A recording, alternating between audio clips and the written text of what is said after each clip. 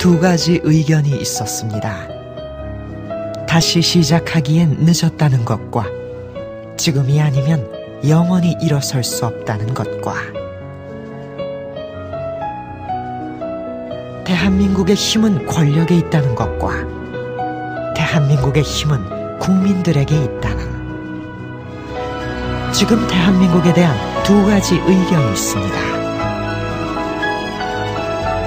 희망의 힘을 믿습니다.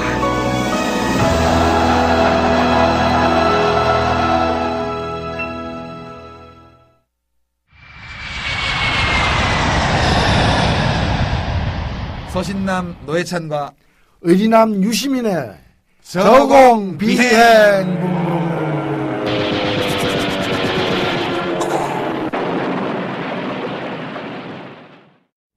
자, 안녕하십니까 노회찬 서신남. 안녕하세요. 네. 의리남 유시민 대표께서 나오셨습니다. 우리 벌써 4회인데 오늘 4회는 이제 아주 신선한 주제를 우리가 사실 준비를 했는데 그 전에 1, 2, 3회 재벌들 이야기하고 이 정수장학회 그 작물 이야기한 거 여러 가지 뒷얘기들이 좀 있죠. 그렇습니다. 사실 우리가 이렇게 다루다 보니까 이미 방송이 되었는데도 그와 연관된 뉴스들이 자꾸 나올 때 그렇죠.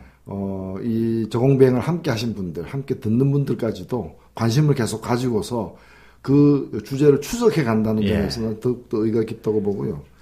최근에 뭐 간단하게 두 가지가 있습니다. 하나는 우리가 굉장히 많은 이제 애정과 관심을 갖고 있는 SK그룹. SK그룹의 회장이 그리고 또 그 부회장은 구속이 되고 회장은 불구속되면서 수천억의 횡령을 했다는 것이 이렇게 한번 파헤쳐졌는데 1편에서 우리가 다뤘죠. 그렇습니다. 그런데 이 SK그룹과 관련해서 또 그분들이 또 친척 관계에 있는 최철원 씨라고 이분이 또 보면은 그 회사에 고용이 있는 걸 갖다가 불러다가 시비가 붙으니까 2천만 원 줄 테니까 뭐 야구 방망이로 맞아라. 한 대에 100만 원 이런 거. 그래서 세상을 깜짝 놀라게 만들었죠. 이분이 결국에는 2심에서 집행유예로 이렇게 나왔습니다. 3년 5년? 이게 뭐 3년입니다. 그래서 또 사회봉사 120시간. 사회가 이런 분들의 봉사를 자꾸 받다 보면 곤란해질 수도 있을 것 같은데. 근데 이제 제가 그러면서 또 이걸 그 당시 이제 매를 맞았던 사람은 그 회사와의 어떤 그 여러 가지 옥신각신하는 문제 때문에 이제 그 회사 앞에서도 이제 트럭 세워놓고 시위도 하고 이랬었는데 그걸로 다 기소를 해버렸어요. 근데 이걸 두 건을 다 담당했던 검사께서 옷을 벗고 SK에 취직했습니다. 그래서 물론 여러 가지 명분도 있고 사정도 있겠지만은 좀 이 금도란 게 있어야 되는 거 아닙니까? 그거 진짜 공직자 중에서도 뭐 권력이 있는 공직자라는 검사들이 몸 파는 거 아니에요? 그렇게 보일 수밖에 없죠. 그리고 거기 가가지고 특히나 이런 검찰에서 이제 재직 시에 보면은 이 표면화된 사건 이외에도 내사 사건도 굉장히 많습니다. 그럼 뭐 검사들 하다가 저 월급이 적어서 굶어 죽어요? 그러니까요. 아니 근데 검사들 고위직으로 계속 검사만 한 사람들 보면은 검사만 하고서도 돈이 어떻게 이렇게 불어났는지 난 놀라울 지경이던데. 장롱에 요새 현금이 많더라고. 국회의원도 그렇던데 뭐 장롱에 있던 현금이 7억씩이나 되고 누구라고는 말 안 하겠습니다. ISD라고 있는데요. 그리고 최철원 씨도 그렇지만 SK그룹에 지금 한화그룹 김승현 회장도 지금 횡령 혐의로 그렇습니다. 9년인가 구형을 9년 받았습니다. 이게 묘합니다. 10년이면 10년이지 9년은 또 뭐예요? 그러니까요. 근데 사실 이제 구형을 9년씩 이렇게 내리는 것은 그냥 내리는 것이 아니라 그 죄목 자체가 특정경제가중처벌법, 특가법에 따라서 이 범죄로 인한 이득액이 350억 이상이면은 350 이상이면 5년 이상의 징역을 청구하도록 돼 있어요. 왜 또 5년 이상이냐? 5년 이상의 징역을 이제 선고하게 될 경우에는 집행유예가 안 되죠. 집행유예 자체가 불가능합니다. 5년 이상을 선고하면서 동시에 집행유예 7년을 때린다거나 이런 게 완전히 불가능한 거죠. 그러니까 꼬박 살아야 되는 겁니다. 그렇기 때문에 무겁게 벌해야 된다라는 게 그 법의 취지인데 실제로는 350억 이상의 부당이익을 취했다 하더라도 그렇게 세게 안 때리고 뭐 사회에 공헌한 바가 많고 경제개발에 미친 공이 있으며 이런 식으로 해가지고 다 이렇게 소위 작량 경감 한 다음에 최소화시켜가지고 이제 우리가 잘 아는 3년에 5년 징역 3년에 집행유예 5년 재벌표 정찰제입니다 이게. 그렇게 선고를 하는 경향이 많은데 그래서 이 재판을 지켜봐야 됩니다.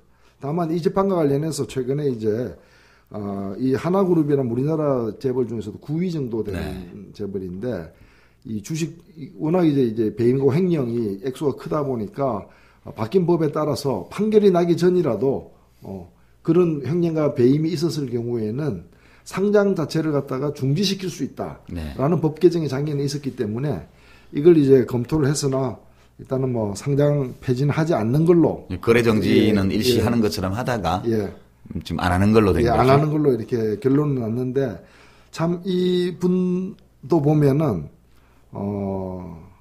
이 법조 가족이에요. 이분이 또 2007년에도 또 이분은 또 아들을 사랑한 나머지 아버지로서 아들을 너무 사랑한 나머지 야구 빵맹이로 또 누굴 패가지고 그때도 또 휠체어 타고 이게 재판 받고 이제 2심에서 집행유예가 됐던 분이 있죠. 그 집행유예도 아직 안 끝난 거 아닌가요? 그렇습니다. 근데 동종 범죄가 아니면 또 집행유예 줄 수 있나요? 안 되잖아요, 원래. 원래는 안 되죠. 그렇지만 우리 재벌들은 총수들은 이 사회적 특수계급이라 그렇죠. 만인에게 안 되는 것도 만 명에게는 되죠. 뭐 또 전국 경제사범연합회에 가입돼 있으니까 동호인 클럽에서 또 도와줄지도. 우리 저공비행에서는 끝까지 이번 한화 김승연 회장의 9년 구형에 따른 판결이 항소심까지 가면서 또 3년으로 줄어드는지 주의 깊게 지켜보도록 하겠습니다. 그래야 되겠죠. 집행유예 나오면 우리 청취자 여러분께 빨리 알려드리겠습니다. 정수장학회도요. 재밌는 현상이 많이 벌어집니다. 지금 부산일보 노동조합에서 우리 서신남, 노회찬, 의리남, 유시민 둘이 와서 부산에서도 정수장학회 토크쇼 한번 하자고 초대장이 왔는데 받으셨어요? 연락 받았습니다. 이제 날짜 한번 정해서 부산에 한번 가야 될 텐데. 정수장학회 고향 부산. 거기가 이제 부일장학회가 원래. 원래 그렇죠. 부산의 거잖아요. 부산의 기업인이 하던 장학회고. 부산일보도 말하자면 경남 부산권에서 하여튼 영남권에서 또는 전국적으로도 가장 발행 부수가 많고 독자가 많은 지방신문 아닙니까? 원래는 그러니까 이 부일장학회가 향토장학회의 성격을 갖고 있었던 거죠. 그게 이제 어느 날 갑자기 이제 쿠데타 군벌장학회 돼버린 거죠. 그래서 최필립 이사장이 이제 박근혜 비대위원장 한나라당 아니 새누리당 새누리당, 여하튼, 자칭 새누리당. 왜냐면 아직 법률적으로는 사실은. 한나라당인데. 근데 그렇게 쓰고 있으니까. 언론이 협조를 잘하고 있더군요. 새누리당, 박근혜 비대위원장. 사실상 당대표죠, 지금. 그렇죠. 전권을 장악한 당대표인데, 이분의 평생 집사로 일컬어지던 최필립 정수재단 이사장. 이분이 이제 인터뷰를 했던데요. 한겨레 신문에. 기가 막혀요. 참 당당하고 소신 있고 참 무모한 발언을 많이 했더구만요. 부산일보 기자들 자꾸 까불면 팔아버린다고. 아니 근데 제가 그걸 보고 궁금한 게 있는데 지난번에도 정수장학회 잘 파헤치셨으니까 그걸 판다는 얘기는 지금 우리 박근혜 비대위원장은 사회 환원했다 그랬잖아요. 자기 거 아니다. 사회 환원했다. 사회가 가져갔다. 근데 최필립 씨가 뭔데 그걸 판다는 겁니까? 자기가 이사장이니까. 최필립 씨가 사회예요. 박근혜 씨가 보기에는. 근데 최필립 씨는 우리가 지난번에도 이야기 나눈 것처럼 큰 영의 담당이었다고 자기가 얘기를 하잖아요. 유신 체제 때. 박정희 대통령 살아있을 때 큰 영의 담당 비서관이었고 1급 비서관. 그리고 나서 11.6이 나고 나서 박근혜 씨가 청와대를 떠날 때 같이 따라가겠다 했더니 집으로 사저로 그랬더니 공무원이 여기까지 따라오면 되냐 이래서 대사로 잠깐 나갔다가 나중에 왔다 이런 얘기인데 이분이 보니까 연봉이 1억 7천만 원 넘더라고요. 네. 그러니까요. 네, 근데 하시는 일이 뭔지 아세요? 재산 지키는 겁니까? 아, 그게요. 보니까 이제 정수재단의 이사진이 5명이에요. 예. 이사장을 포함해서. 네. 근데 이제 최필립 이사장은 말하자면 박근혜 비대위원장의 평생 집사고. 네. 이사 4사람 중에서 2사람은 박근혜 씨가 이사장을 할 때 데리고 온 사람이고, 박근혜 네. 씨가. 나머지 2사람은 최필립 씨가 이사장 취임하고서 데리고 온 사람이에요. 그러니까 사실상. 가족들이네. 예, 한 가족이죠. 이렇게 이사장인 최필립 씨는 박근혜 씨의 집사고, 그다음에 그 나머지 이사분들은 집사가 통제하는 사람들인 거죠. 이렇게 해놓고는 자기하고는 관계없다 이렇게 얘기하는데 이 재단이 직원이 몇 명인지 아세요? 몇 명입니까? 직원이 3명이에요. 하는 일이 없어요. 예금 200 몇십억 있는 이자 받는 거 하고. 그렇겠죠. 그다음 문화방송하고 저 부산일보에서 돈 주는 거 장학금 이거 가지고 이제 쓰는데요. 놀랍게도 연간 집행하는 장학금 액수가 100억도 안 되는데 예. 이사장 봉급이 1억 7천만 원이 넘어요. 그럼 뭐 가족들이 그냥 집안 재산 조금 예. 쓰는 거죠. 그리고 이제 이 장학회가 사업을 하냐면 사업이 없어요. 실제로 예. 이사장이 하는 일이 없어요. 직원 3명이 행정사무를 하는데 이 장학생 선발을 어떻게 하나 궁금했죠. 우리 지난번에 네. 왜 홈페이지 접근도 안 되고 그렇죠. 신청하는 방법도 예, 모른다고 그랬잖아요. 대부분 대학생들이고 일부 소수 고등학생도 있습니다. 해마다 보니까. 근데 제가 좀 알아보니까 어떤 분이 방송을 듣고 제보를 하셨어요. 대학 교수분인데 본인이 그 장학생이었다고 얘기를 하면서 네. 지금도 대학에 재직 중이신데요. 대학 교수세요. 근데 이렇게 뽑는다고 그러더라고요.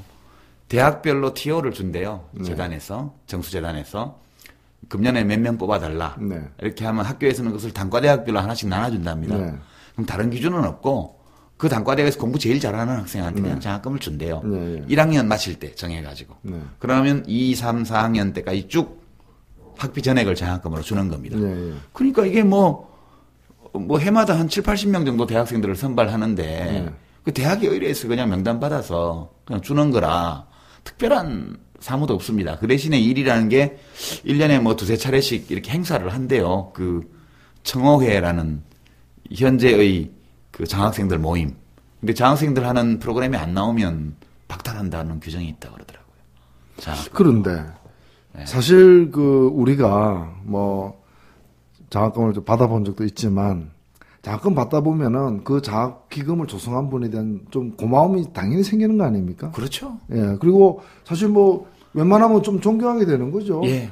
그렇게 된 사람들이 예. 3만 명의 소위 청호회. 그렇다면 산청회 결국 이 정수장학회 기금을 가지고 박정희 이 사상, 박정희 철학, 박정희와 또 그 정신을 구현하고 있는 그 따님에 네. 대한 존경심이 우러나도록 되는 건데 그렇다면 그렇죠. 이거야말로 사실 우리가 뭐 돈 봉투가 따로 있습니까? 사조직을 만드는 거죠. 봉투에 안 넣고 뭐 송금한 건데. 그러니까 멀쩡한 기업인의 재산을 강탈해가지고. 네. 그것도 국가의 헌납 형식을 밟았는데 네. 따로 빼서 대통령과 영부인 이름이 붙어있는 장학재단을 그때는 5.16 장학회지만 그 뒤에 이렇게 만들어서 그 딸이 이사장을 10년이나 하고 그 집사가 또 이사장을 하고 그런 가운데 그 장학생들은 3만 명이 어떻게 조직되는지 밖에서는 모르고 해마다 또 300명 정도 늘 유지되고 있는 대학 재학생들 장학회한 장학회대로 비밀결사처럼 이렇게 운영이 되고 말이죠. 그리고 저 청호회 저 재학생들 학교 다니고 있는 장학생들 모임에 그 정신이 표현되는 게 우리가 저 장물루님 편에 했던 그 음수 사원 물을 마실 때는 근원을 생각해야 된다. 예. 야, 그런 얘기. 그 근원이 기호 1번 누구 뭐 이렇게 되는 거예요. 그렇게 되는 거죠. 예. 자, 박근혜 씨가 이 방송을 안 들으시겠죠? 설마 듣겠어요? 뭐 제가 볼 때는 이렇게 들은 사람이 수첩에 적어서 주지 않을까. 감히 누가 주겠어요? 주면 이미 끝난 일인데 왜 토다냐고 하지 않겠어요? 보고는 될 겁니다. 워낙 낮게 나니까. 근데 제가 그 최필립 씨가 한 얘기 중에 저는 그 얘기도 이 저공병에서 이 문제를 다뤘기 때문에 그렇게 또 소리 높여서 지금 뭐 이렇게 항변하듯이 얘기를 하고 어느 대목이죠, 그게? 제가 볼 때 얘기하는 대목 중에 부산일보 예. 노조가 부산일보 편집권이 독립되어 있기 때문에 부산일보 채산성이 안 좋다. 세상에 편집국장이 뭐 하는 거냐? 기사를 가지고 장사해가지고 돈을 벌어야지. 광고를 따와야 되는데. 그래서 이런 편집권 독립을 용납할 수 없다라는 식으로 얘기를 편집권이 독립되어 있기 때문에 부산일보는 안 되는 거다. 그렇게. 예. 사실 부산일보가 영남 지역에서는 가장 부수가 많은 신문이고 신뢰도가 높은 데고 또 상대적으로 지방지 중에서는 그나마 튼튼한 곳입니다. 예. 튼튼한. 그래서 편집권 독립돼서 장사 안 된다는 얘기도 제가 볼 때는 그건 근거 없는 이 폄하의 발언이거니와 그다음에 무엇보다도 그런 발상 자체가 그런 사람이 이사장으로 있는 재단이 그 주요 언론사의 100% 또는 30%씩 지분을 갖고 있다는 자체가 예, 서울 MBC 30% 갖고 있죠 또. 위험하기 짝이 없다. 집사는 집주인의 생각을 늘 따르는 사람이잖아요. 능참봉이죠. 능에 묻힌 사람 생각하는 거죠. 능참봉, 능만 지키는 게 아니고 지금 따님까지 보위하고 계신데 큰일이죠. 그러니까 이 박근혜 씨의 언론관 역시 최필립 집사의 언론관과 마찬가지 아니냐. 네. 이런 합리적 의심을 할 만큼 하기에 충분한 정도의 발언이라고 저희는 그렇습니다. 보고 있습니다. 자, 이거 사회에 환원된 거 아니거든요. 이거 박근혜 씨가 지금이라도 손 안 떼고 계속 자기 집사시켜서 장악하고 있다고 해서 경찰 출동 안 합니다. 사이드가 출동 안 해요. 세월은 안 삽니다. 그러나 우리 민주사회의 원칙이라는 게 있죠. 그렇습니다. 이렇게 하면 안 되죠. 자, 우리 박근혜 씨가 혹시 들을지 모르니까 우리 서신남께서 한 말씀만 결론을 맺어주시죠. 어떻게 해야 됩니까? 정부 장악해? 예. 말로 할 때 진짜 사회 환원하십시오. 최필립 씨에게 환원해서 결국 자기 주머니로 되돌아오게 환원이라는 게 뭐 돌려가지고 자기 주머니 돌아오는 게 환원인 줄 아는 모양인데 그거 환원 아닙니다. 한번 가면 안 오는 게 환원이죠. 그렇습니다. 예. 좋습니다. 근데 이거는 이명박 대통령이 뭐 청계재단인가 만들어서 자기 친한 사람 전부 이사진으로 앉혀놓고 비밀재단이죠. 예, 사회 환원했다는 거하고 거의 비슷한 거 아니에요? 거의 비슷한 겁니다. 예. 오늘날 지금 집권 세력이 하고 있는 걸 보면 옛날 생각이 참 많이 나죠. 그렇죠. 유유상종이라고 사실 이거는 한 빨래줄에 걸린 여러 가지의 빨래감들 아닌가. 예. 우리 박정희 대통령의 휘호처럼 물을 마실 때는 근원을 생각하라 이런 원리에 따라서 오늘 한나라당 정권 연원을 한번 따라가 볼까 하는데요. 비행기를 타고 물길을 거슬러서 최초의 물길이 나오는 곳까지 저공 비행을 해볼 생각입니다. 오늘은 이제 막 탄생한 새누리당에 헌정하는 방송이 되겠습니다. 이 4편 저공 비행은 새누리당 개명에 즈음하여. 예, 즈음하여. 그걸 또 기념해서. 새누리당의 오래된 미래. 예, 우리가 이미 알고 있는 전혀 새로울 수 없는 새로움의 실체를 찾아서 시간여행 겸 저공비행을 해보는 시간입니다. 시간의 벽을 마음대로 뛰어넘어서 신비로 가득 찬 세계로 안내할 초능력 타임마신 넌 데크만을 타고 여행을 떠나세요. 돈대기리 변신.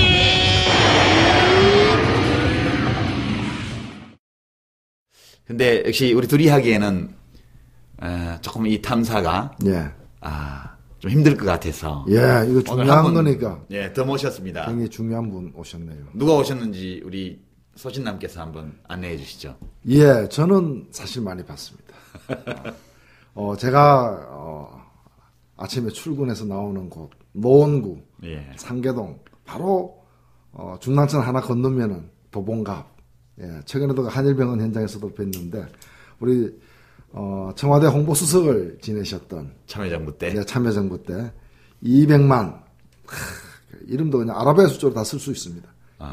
공이 6개 200만 수석 오늘 참가했습니다. 어서 오십시오. 예, 반갑습니다.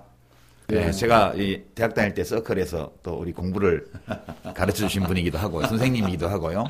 근데 참여정부 때 우리 국무회의 하면 저는 국무위원으로 이제 있고 홍보수석은 저 뒤에 배석자로 이렇게 있어서 제가 굉장히 송구스러웠던 그런 기억이 있습니다. 근데 지금 하시는 지역구가 그 전에 이제 얼마 전에 타계하신 김근태 의장님 계시던 지역이죠. 어떻습니까? 지금 요즘 이렇게 활동하시기가? 저는 김근태 의장님하고는 인연이 많습니다. 제가 기자 생활할 때 개인적으로 친분이 좀 두터웠고, 참여정부 시절에는 제가 청와대 수석을 했고, 그분이 강요를 해서. 그렇죠. 보건복지부 장관을 하셨죠. 국정을 같이 운영한 경험이 있습니다. 그래서 많은 도움을 받고 했었는데, 그분이 안타깝게도 돌아가셨죠. 그런데 요새 참 흉흉한 루머 때문에 제가 곤욕을. 무슨 소문이 있습니까? 예. 김근태 의장님이 돌아가신 뒤로 조문 기간 동안에 제가 매일 하루도 빠짐없이 조문을 갔습니다. 돌아가시 전날. 빈소에 있었죠. 위도 가실 때 한번 뵙고 그랬는데 아침에는 조문하고 저녁에는 도봉에서 와서 길거리에서 선거운동을 했다. 명함 뿌렸다. 명함 뿌리면서 이런 루머가 나는 처음에 그 얘기 들었을 때 말도 안 되는 얘기 말라고 뭐 그런 일이 있겠냐고 했는데 나중에 들으니까 아주 확산돼서 우리만 모르고 있었더라고요. 오늘 그래서 보도자료를 냈습니다. 이게 절대로 사실 아니다. 그렇다면 나는 정치인 이전에 인간적으로 이건 안 된 거 아니냐. 제가 듣기로는 장례식 치르고 사무제 다 지날 때까지도 선거운동을 안 하셔서. 그렇습니다. 예. 그러면 선거운동 하려는 마음도 안 나고 마음이 난다 해도 해서는 안 되죠. 인간의 정리상. 그런데 당은 다르지만 진보 세력, 민주 세력의 대선배이고 참 한국 민주화의 상징인 그분이 애통스럽게 돌아가셨는데 그 선거운동을 마음이 나겠습니까? 그건 참 인륜의 문제죠. 예, 혹시 우리 도봉구의 시민들께서 이런 얘기 들으시면 사실이 아니다 이렇게 생각해 주시고요, 믿어 주시고 혹시라도 김근태 의장님 요즘 이제 타계하시고 나서 우리 선생님 이렇게 많이 부릅니다. 김근태 선생님 장례 기간에 선거운동 하면서 명함 뿌리고 다니는 200만 원을 보신 분은 저희 저공비행으로 신고해 주시기 바랍니다. 현상금 200만 원 드리겠습니다. 그리고 이제 빈소에서 명함을 돌렸다고 또 그래요. 그래서 내가 명함을 돌린 게 아니고 우리나라 상가 문화라는 게 있지 않습니까? 가보면은 오랜만에 만납니다. 지인들을. 그때 보니까 대학 선후배, 옛날 사회활동 선후배 또 특히 참여정부 때 만났던 분들 만나서 당신 뭐 하고 있냐 그러면 서로 명함 교환했습니다. 거기서 무슨 선거운동 하겠습니까? 그러니까요. 근데 거기서 또 선거운동 했다고. 그럼 표 떨어지죠. 자, 떨어지죠. 이제 그런 얘기는 그 정도로 하시고요. 사실은 오늘 주자고도 굉장히 관련이 깊은 경력을 갖고 계시죠. 우리 그렇습니다. 200만 수석, 오늘 수석으로 칭하죠. 한 번 수석은 영원히 수석이니까. 지금은 우리 통합진보당 당원이신데, 그래서 우리 당원 숫자가 213만이 됐습니다. 200만 당원과 나머지 13만 당원을 합쳐서 213만 당원이시고요. 노무현 대통령 모시고 홍보수석 하다가 잘렸죠. 그때 지금 은행 돈 빌려서 집 사면 낭패. 정부를 믿고 좀만 기다리셨다가 집값이 안정되면 사십시오. 이런 글을 청와대 브리핑에 올리셨다가 2006년 11월입니다. 조중동의 집중 포화, 십자포화에 걸려서 끝내 살아남지 못하고 목이 잘린 분 기억하시죠? 한번 자기소개를 좀 자세하게 해주시죠.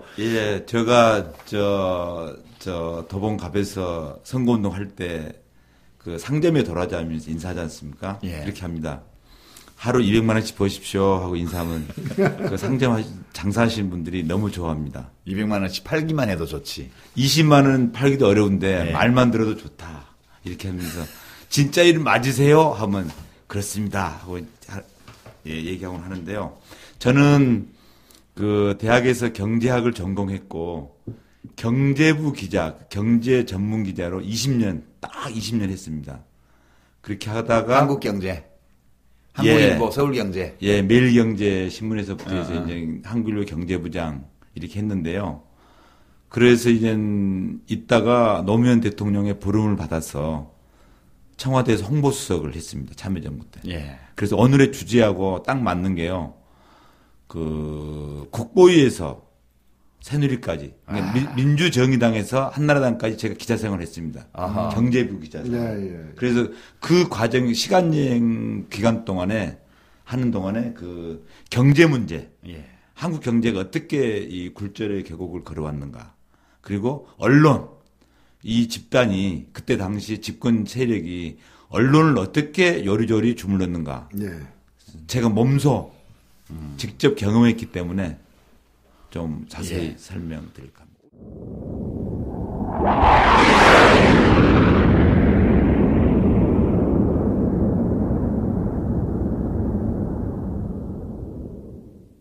이제 오늘 아까 이백만 수석께서 말씀을 하셨는데 국보위에서 또는 민정당에서 새누리까지 이렇게 말씀을 하셨어요. 그래서 아까 이제 물을 마실 때는 근원을 생각하는 이런 자세로 우리가 이제 새누리당으로 포장을 바꾼 이 한나라당 어제까지를 한꺼풀을 벗기면 무슨 당이 나오고 계속 벗기다 보면 민정당이 나오고 거기서 한 번 더 벗기면 국보위가 그렇습니다. 나오는 거죠. 그렇죠. 이제 오늘 그 여행을 우리 청취자 여러분들과 함께 해보려고 합니다. 우리 세 사람이 대학에 입학할 무렵에는, 고등학교 졸업할 무렵에는 4.19가 난 지가 15년 내지 17년 그 정도 됐을 때입니다.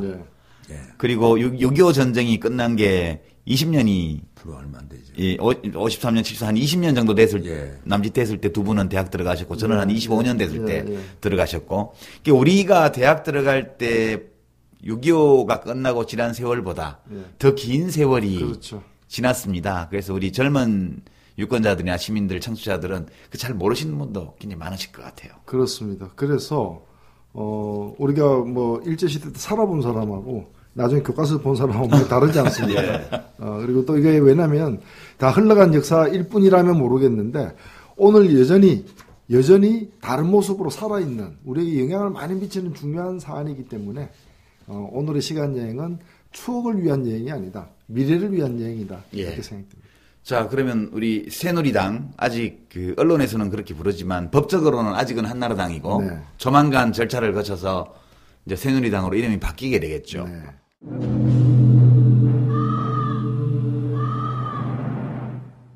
한나라당이 새 당명으로 새누리당을 확정했습니다. 새누리당은 미래희망연대와의 합당도 완료했습니다. 새누리란 이름은 갈등을 넘어 국민이 화합하고 하나 되는 새로운 세상이란 의미가 있고 새로움의 새와 나라를 조합한 순우리말이라며 선정 배경을 설명했습니다.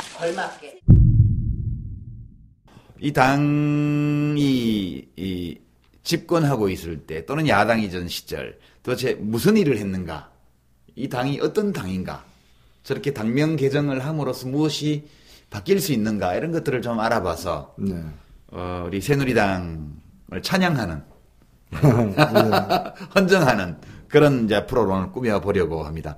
자, 뭐에서 시작해볼까요? 우선 시간을 역순으로 거슬러 가보죠. 한나라당 이제 간판을 이제 바꾸는데, 한나라당 14년 동안 이 당이 이룬 일이 또는 저지른 일이 어떤 게 제일 큰 거죠?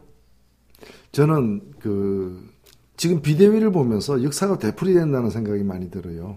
왜냐면은 한나라당은 꽤 그래도 이제 연륜이 있는, 그 한나라당 당명을 쓴 기간이 길었던 14년입니다. 14년이 되니까 굉장히 길었던 거죠.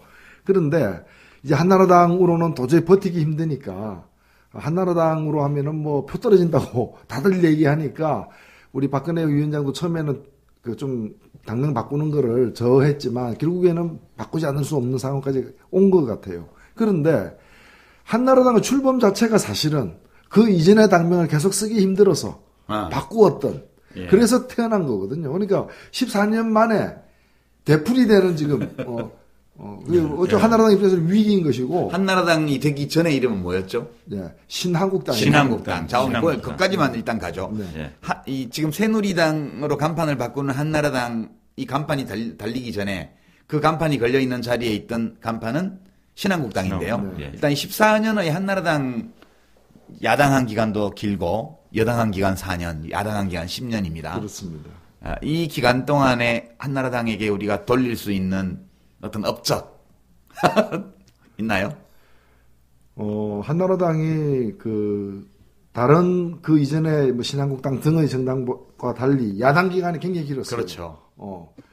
길어서 훨씬 포악해졌어요. 10년을 굶었다. 뭐 이런 거 있죠. 예.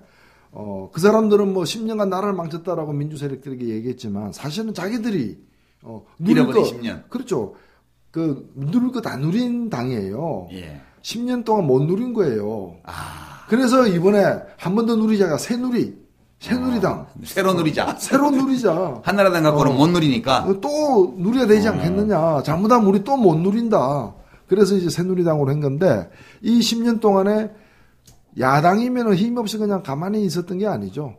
그 4대 개혁 입법 같은 거 다 좌절시켰죠. 예, 좌절시키고 반대하고 했던 사람들이 바로 이분들이죠. 그러니까 이제 국가보안법 폐지 좌절시켰고, 네. 사립학교법 개혁하는 거, 그것도 거의 다 누더기법을 만들어서 좌절시켰고요. 금산분리 이것도 거의 유명무실하게 만들었죠. 예. 개혁을 좌절시킨 아주 포악한 야당. 언론관계법도 있었죠. 그렇죠. 예, 언론관계법도 있었고. 그리고 그러니까 야당일 때는 그런 이 개혁의 수레바퀴에 이제 이 뭐 쇠파이프 넣어가지고 바퀴 다 망가뜨리는 식의 역할을 했다면은 여당이 되어서는 또 4년 동안 4년 동안에 완전히 이제 수레를 거꾸로 돌려가지고 거꾸로 돌려서 이렇게 간 거죠. 뒤로 끌고 간 거. 예. 바퀴한 모든 것들을 다 바꿔놓겠습니다, 여러분. 뭐 4대강 대표적으로 예. 한미 FTA 온 국민들이 반대하는데 언론도 체결하고 그렇죠. 그다음에 언론장. 언론 종편 종편 만들어 가지고 지금 저 국가적 재앙이에요, 저것도. 예, 지금 시청률 0%대. 예, 저 나중에 다 국민들 부담으로 올 수밖에 없습니다. 저걸 갖다가 그렇게 만들지 말라고 했는데도 만들었던 그런 이제 거대 언론 재벌들이 스스로 손해를 감수하는 게 아니라 국민의 부담으로 다시 돌아올 수밖에 없습니다. 임기 동안 100조 원이 넘는 부자 감세. 예. 이것도 업적이죠. 그렇죠. 그 돈 다 어디로 갔습니까, 사실? 경제 분야는 우리 이백만 수석께서 좀 뭐 지난 4년간 정리 좀 해주시죠. 4년 동안의 경제 분야는 제가 여기 방송 출연 전에 와서 봐도 없어요. 저런 게 주가도 3,000포인트 한데 뭐 말이 안 되고. 3,000원 자기가 당선만 되면 3,000. 예. 임기 중에 5,000 간다. 뭐 성장률, 이런 보수 세력이 좋아하는 성장률이랄지, 이거 다 이게 성장률 4년 평균 2.9%. 딱 한 것은 뭐냐면은 그 1% 부자들의 재산을 많이 100조 원 늙어준. 예, 늙어준 것밖에 없죠. 예. 물가 관리도 실패해서 다시 4% 넘게 연평균 됐죠. 국가 부채는 100조 원 이상 늘었습니다. 그 직접 채무만 공기업 채무가 그 이상 더 늘었고요. 화려합니다. 그리고 기업 경제는 뿐만 아니고 국가 경제, 가계 경제 그 체질을 완전히 약화시킨 참 앞으로 걱정되는 그런 상황이죠. 지금 4대강도 특히 이 낙동강 수계에 있는 6개 이상의 댐에서 안전에 문제가 발견되고 있고 취수장 근처에 수질이 아주 빠르게 악화되고 있다. 아직 수문을 닫지도 않았는데. 자연이 있습니다. 실륵사 압수달, 남한강 파위늪구비의 단양숙부쟁이, 남한강의 작은 섬 도리섬의 꾸구리, 부처울 습지의 수리부엉이. 남한강엔 자연의 생명이 있습니다. 자연의 생명이 고통받고 있습니다. 당신은 무엇을 선택하시겠습니까? 아까 4대강 중에 보면은 4대강 이분들이 하려고 했을 때 뭐 환경 좋아진다, 생태 좋아진다 여러 가지 얘기하면서 고용이 창출된다 그랬어요. 고용이. 그래가지고 이거 4대강 하면 30만 개의 일자리가 생긴다라고 32만 개 생긴다고 했었습니다. 그래서 제가 그런 식으로 하면 나는 60만 개 만들 수 있다. 팠다가 다시 묻으면 된다. 근데 실제로 몇 개 생겼는가? 3만 4천 개 생겼어요. 3만 4천 개. 그리고 그것도 태반에 보면은 뭐 한족 같은 중국 사람들. 그래서 남한강 이포보 공사장에 갔더니 산업안전에 관련된 구호가 전부 다 중국말로 돼 있어요. 중국 사람들이 거기서 한 30명 일하고 있어요. 그래서 재밌는 거 말입니다. 제가 기자 출신이지 않습니까? 저희 참여정부도 뭐 했습니다만은 과거 정부들이 다 대부분이 대통령 취임 3주년, 1주년, 2주년 이런 기간에 대통령 업적을 보도자료를 냅니다. 그렇죠. 특히 경제. 이명박 정부는 낸 적이 한 번도 거의 제 기억이 없습니다. 한 번도 없어요. 낼 게 없어요. 낼 게. 어떤 지표도 내놓을 게 없기 내놓을 때문에. 게 없습니다. 내놓으면 거의 욕만 먹기 때문에. 마이너스 한 개 들으니까. 네. 그러니까 이제 그 정도입니다. 공부 못한 학생들이 성적표 그냥 집에 안 갖다 주는 거예요. 예. 그래서 성적이 없어지는 건 아닙니다. 예. 성적은 다 남죠. 저는 남습니다. 그거 보고 이거 참 한심한 정권이다. 네. 그렇게 생각합니다. 사실 또 한 가지 더 얘기하면 요즘에 이제 그 뭐 돈봉투니 공천헌금이니 이게 이제 크게 문제가 되고 있는데 이 원래는 이 신한국당의 부패 이런 문제들 때문에 당시 정권의 부패 이런 문제들 때문에 도저히 국민들 앞에 창피해서 나설 수가 없다 해서 당명을 바꾸었는데 요즘에 똑같은 일이 또 발생하니까 또 당명을 바꾸지 않습니까? 사실은 요 사이에 요 딱 중간쯤에 차떼기 사건 같은 거 그때는 왜 당명 안 바꿨느냐? 바꿔도 너무 소용이 없으니까. 너무 소용이 없으니까 당명 안 바꾸고 당사만 이동한 거죠. 그냥 간판은 천막 당사했죠. 네. 자, 한나라당은요. 김영삼 대통령이 만들었던 신한국당. 네. 그거를 김영삼 대통령 퇴임 무렵이던 1997년도 대선이 있을 때 이제 이 YS 인형 갖다 놓고 몽둥이로 두들겨 패고 이런 퍼포먼스를 하면서 이회창 씨가 한나라당으로 바꾼 거 아닙니까? 그렇죠. 그리고 나서 YS는 탈당하고 97년도에도 엄청난 이제 돈을 썼겠죠. 그래서 들킨 게 2002년 대선 때 이른바 차떼기 사건. 그것도 지금 우리 청취자들이 기억하실려나 모르겠네요. 그 차떼기가 뭐였는지 한번 기억을 한번 돌아볼까요? LG그룹에 이어 삼성그룹도 작년 대선 때 150여 원의 불법 자금을 한나라당에 건넨 것으로 확인됐습니다. 현대자동차 최한영 부사장은 스타렉스 승합차에 현금 50억 원을 싣고 경부고속도로 만남의 광장 휴게소에서 서정우 변호사를 만나 차량죄 건넸습니다. 이렇게 전달된 돈은 두 차례에 걸쳐 모두 100억 원. 2.5톤 트럭을 이용해 차떼기한 LG와 액수만 다를 뿐 방법은 똑같습니다. 그러나 돈을 건넨 시기는 LG보다 현대자동차가 앞서 이른바 차떼기 수법은 현대자동차가 먼저였던 셈입니다. 이 수백억의 이 정치 자금이 불법적으로 건네졌고 또 그것을 중간에 배달 이걸 담당했던 뭐 삼선 의원 이런 사람들이 또 중간에서 떼어먹고 이러면서 이제 큰 문제가 됐는데 이 돈들이 거의 다 유해창 씨 그 선거 캠프로 갔는데 왜 차떼기라고 됐는가? 차에다 트럭에다 돈을 싣고 와가지고 그 트럭을 고속도로 휴게소 주차장에 대놓고 열쇠를 갖다가 상대방에 주면 상대방은 또 차를 돈만 인수하는 게 아니라 돈이 실린 차량 전체를 인수해가지고 지하실로 당사 지하실로 그걸 이제 해서 당사까지 가서 당사 지하실로 차가 들어가서 거기서 돈을 꺼내는 거의 그건 엽기적인 거죠. 그 전에는 사과 박스로 했는데요. 딱 진화된 겁니다. 이 한나라당과 관련된 인상적 사건들이 있습니다. 그 중에 이제 이 검색을 해보면 제일 큰 게 뇌물수수예요. 뇌물수수. 근데 2002년 16대 대통령 선거 당시에 이제 이 노회찬 대변인께서 말씀하신 그 150억 원짜리 트럭. 그러니까 이 1억짜리 박스 150개를 아주 그 탑차에 실어가지고 그대로 열쇠를 고속도로 주차장에서 넘겨받아서 한나라당 당사 지하실로 가서 주차장에 대고 그 돈을 갖고 와서 쓰잖아요. 그게 이제 150억 원짜리의 정치자금, 불법 정치자금 트럭이었고 총 이때 검찰이 밝혀낸 것만 823억 원을 불법 대선 자금을 받은 걸로 이회창 씨. 그래서 이때 이제 한나라당에 차떼기 정당, 차떼기당이라는 아름다운 이름이 붙었죠. 그렇게 되고 이제 나중에 이것 때문에 이제 뭐 사과한다 그러면서 천안연수원을 판다 뭐 하고 또 2004년 총선 때는 천막으로 나가고 그렇게 했었죠. 그리고 이제 노무현 대통령이 당시 본인의 불법 대선 자금도 일부 드러났기 때문에 10분의 1 넘으면 내 책임지겠다 이렇게 얘기했다가 10분이 넘었네 안 넘었네 그런 논쟁들이 있기도 했습니다. 이게 들킨 것만 이렇고요. 실제로는 이것보다 훨씬 더 많은. 그럼요. 그런데요. 이게 이제 우리 국보에서 새누리까지가 우리 더듬고 있지 않습니까? 예. 이것을 좀 아셔야 할 필요가 있습니다. 그 정치 집단이 이 DNA를 갖고 있어요. 예. 모든 대선에서. 예. 예. 모든 대선에서 이건 이제 그 측근에서 밝힌 건데요. 박철원 씨 유명한 분이 있죠. 예. 박철원 씨가 회고록을 냈습니다. 바른 역사의 증언 이걸 냈죠.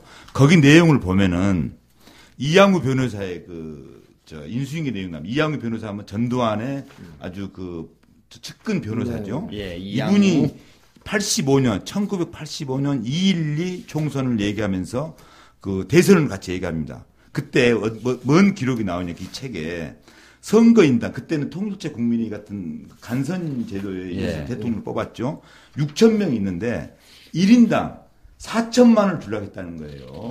이게 집 한 채 값입니다. 그러면 집이 몇 채예요? 그거 손 큽니다, 그 사람들. 그래서 2,400억이 필요하다고 생각한다고 이양우 씨가 박철원 씨한테 얘기했다는 거예요. 근데 그때 1인당 GNP가 2,000불, 3,000불이었습니다. 지금 얼마입니까? 25,000불입니다.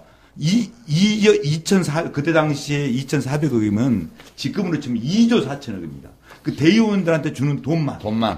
그러면 나머지 경비까지 하면 그냥 몇 조 원이 들어갈 일을 하는데 그게 그 DNA가 계속 유지되고 있는 거예요. 그래서 그 차떼기 사건이 나는 거예요. 예. 정말 중요한 말씀을 하셨는데. 근데 그걸 이제 원적으로 좀 더 거슬러 가야 되고. 지금 이제 한나라당이 만들어진 새로운 일 아니라는 거예요. 그래서 우리가 이제 지금 거슬러 가는데 97년까지만 가보죠. 한나라당에서 신한국당으로 지금 가고 있는 상황이고 다만 거슬러 가는 도중에 우리가 몇 가지 점검해야 될 항목이 등장한 겁니다. 그 하나가 대선 때마다 습관적으로 이거는 상습적입니다. 이거는 어떻게 바꿀 수가 없는 고질적인 그런 이제 DNA라고 봐야죠. DNA에 가까운 그런 이제 부정부패, 뇌물, 이제 비자금 이런 흐름이 하나가 있는 것이고, 그다음에 민주주의를 짓밟은 거, 그다음에 이제 재벌들에서 갖다 바치는 거, 여러 가지가 있을 텐데 지금 이제 한 번도 너무 많아 사건이 중단 없는 전진. 이거는 이 방면 1997년이 어떤 해이냐라는 겁니다.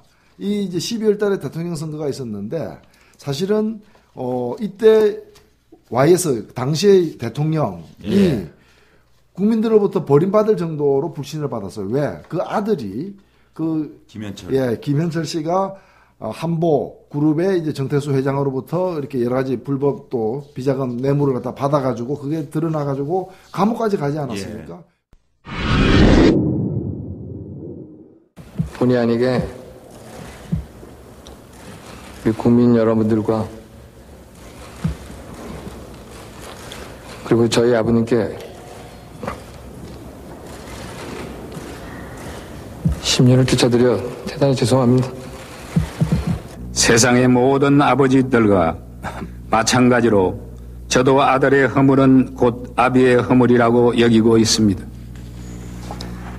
매사에 조심하고 바르게 처신하도록 가르치지 못한 것 제 자신의 불찰입니다. 그렇게 되니까 이 YS가 총재로 있었던 당을 그대로 가지고는 선거에 나설 수 없으니까 그러니까 우리는 깨끗한 당으로 가겠다고 하면서 신한국당 간판을 내리고 한나라당 간판을 사실 단 거 아닙니까? 그런데 나중에 우리가 세풍 사건 등으로 다 드러난 삼성 엑스파일로 드러난 그 내용을 보면은 이제 손가락으로 김영삼 대통령 막 욕하고 있을 때 자기들은 또 다른 손으로는 삼성 등 재벌로부터 뇌물을 계속 받은 거예요. 그렇죠. 받은 거예요. 나라를 망하게 해놓고. 그러니까 이 두 가지 행동을 같이 한다는 거는 말이죠. 우리 그런 거 있잖아. 막 이렇게 한 손으로는 상하로 긁어대고 한 손으로는 좌우로 쑤셔대는 이거 동작하기 힘들잖아요. 이게 지금 이제 조금 정밀하게 소개를 하면요. 2002년 대선 때 차떼기 불법 대선 요거는 대선 자금 문제는 이제 이 150억 원짜리 차떼기 이게 LG그룹한테 받은 거거든요. 그때 LG한테서 이제 경부고속도로 만남의 광장 휴게소에서 2톤 트럭에 가득 돈을 실어갖고 서정우 변호사를 만났군요. 예, 그래가지고 만나가지고 직접 운전해서 한나라당에 갔고 현대자동차도 차떼기 방법으로 두 차례에 걸쳐서 109억 원, SK 100억 원, 한화 40억 원, 삼성그룹은 채권 325억 원과 현금 40억 원. 이게 2002년도에 차떼기 사건입니다. 이게 이제 그거고요. 이 1997년도는 그때 IMF 외환위기를 야기에서 나라 경제가 거덜이 났는데 그때는 97년 10월 하순부터 12월 달까지 당시 국세청 차장 이석기 씨 네. 이분과 이제 이회창 씨 동생 이회성 씨 등등 이른바 부국팀이라고 해서 비밀 사무실을 만들어 놓고 국세청의 고액 그 납세자들 명단을 들고 이 고액 납세자들은 돈 많이 번 사람들인데 후원금 안 낸 사람들을 찾아다니면서 돈 내라 이렇게 해가지고 나중에 다 잡혀가가지고요. 이석희 국세청 차장이나 이회창 후보 동생이나 이런 사람들이 다 구속돼서 유죄 판결을 나중에 받죠. 요새들 뭐 빵 셔틀 이러던데 이게 돈 셔틀이네. 그러니까 셔틀로 돈 날라라. 예, 이게 참 그 당시 이회성이라는 이회창 씨 동생은 이제 한나라당 총재 동생이죠. 에너지경제연구원이라는 이 공공연구기관의 그런 비상인 고문으로 있으면서 그랬고요. 서상목 국회의원 뭐 이런 사람들이 그러니까 뇌물 받는 에너지 뭐 이런 거 모양이네. 그 연구한 것도. 이게 이제 97년도에 한나라당으로 개명되었을 때부터 이제 세풍, 차떼기 이렇게 거쳐서 최근에 이제 한나라당 문을 닫게 만든 돈봉투까지 거기다가 이제 하나 더 추가할 수 있는 게 디도스. 이렇게 집권 여당 당원들이 온라인상에서 헌법기관인 선거관리위원회를 공격한 사건까지 이렇게 지금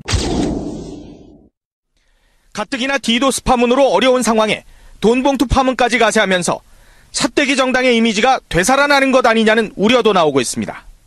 그러니까 여기서 확인되는 그 진리는 뭐냐? 당명은 바꿀 수 있어도 체질은 못 바꾼다. 그렇습니다. 예. 이름은 바꿔도 혈액형은 못 바꾼다. 제가 몇 년 전에 쓴 말이 있는데요. 염소뿔 오래 묵힌다고 사슴뿔 되는 거 아닙니다. DNA는 그대로 갑니다. 그대로 가는 거죠. 그러니까 정경유착의 DNA가 그대로 있기 때문에 지금 당명 바꾸고 사람 몇 명 바꾼다고 해서 체질이 절대 안 바뀔 겁니다. 그러니까 저 호박이 줄 끈다고 수박 되냐, 뭐 개꼬리 3년 묵혀 요꼬리 되냐 이런 말들이 겁니다. 많죠. 예. 그러면 이제 좀 더 거슬러 가볼까요? 1997년 이전에는 신한국당이잖아요. 네. 신한국당은 김영삼 대통령이 만든 당이었는데 한나라당 전신. 이 당은 역사에 뭘 남겼죠? 신한국당은 사실은 신한국당은 이제 원래 그 전에 민자당이었는데 민자당이 또 그 당을 만드는데 주요한 역할을 한 노태우 씨 등이 뇌물 등으로 구속되고 나중에는 전두환까지 이제 5.18로 구속되면서 도저히 이 당으로는 이제 국민들 앞에 나설 수 없으니까 이제 지방선거 끝나고 이제 96년도 총선을 앞두고서 당 이름을 바꾼 게 바로 신한국당 아닙니까? 그렇습니다. 무슨 역할을 했냐고 그러는데요. 제 경제부 기자 출신으로서 말씀드리면 이 당시에 기자셨어요? 예. 창사의 길이 담을 큰 어점을 남겼습니다. 국가를 부도냈지 않습니까? 신한국당. 네? IMF 사태.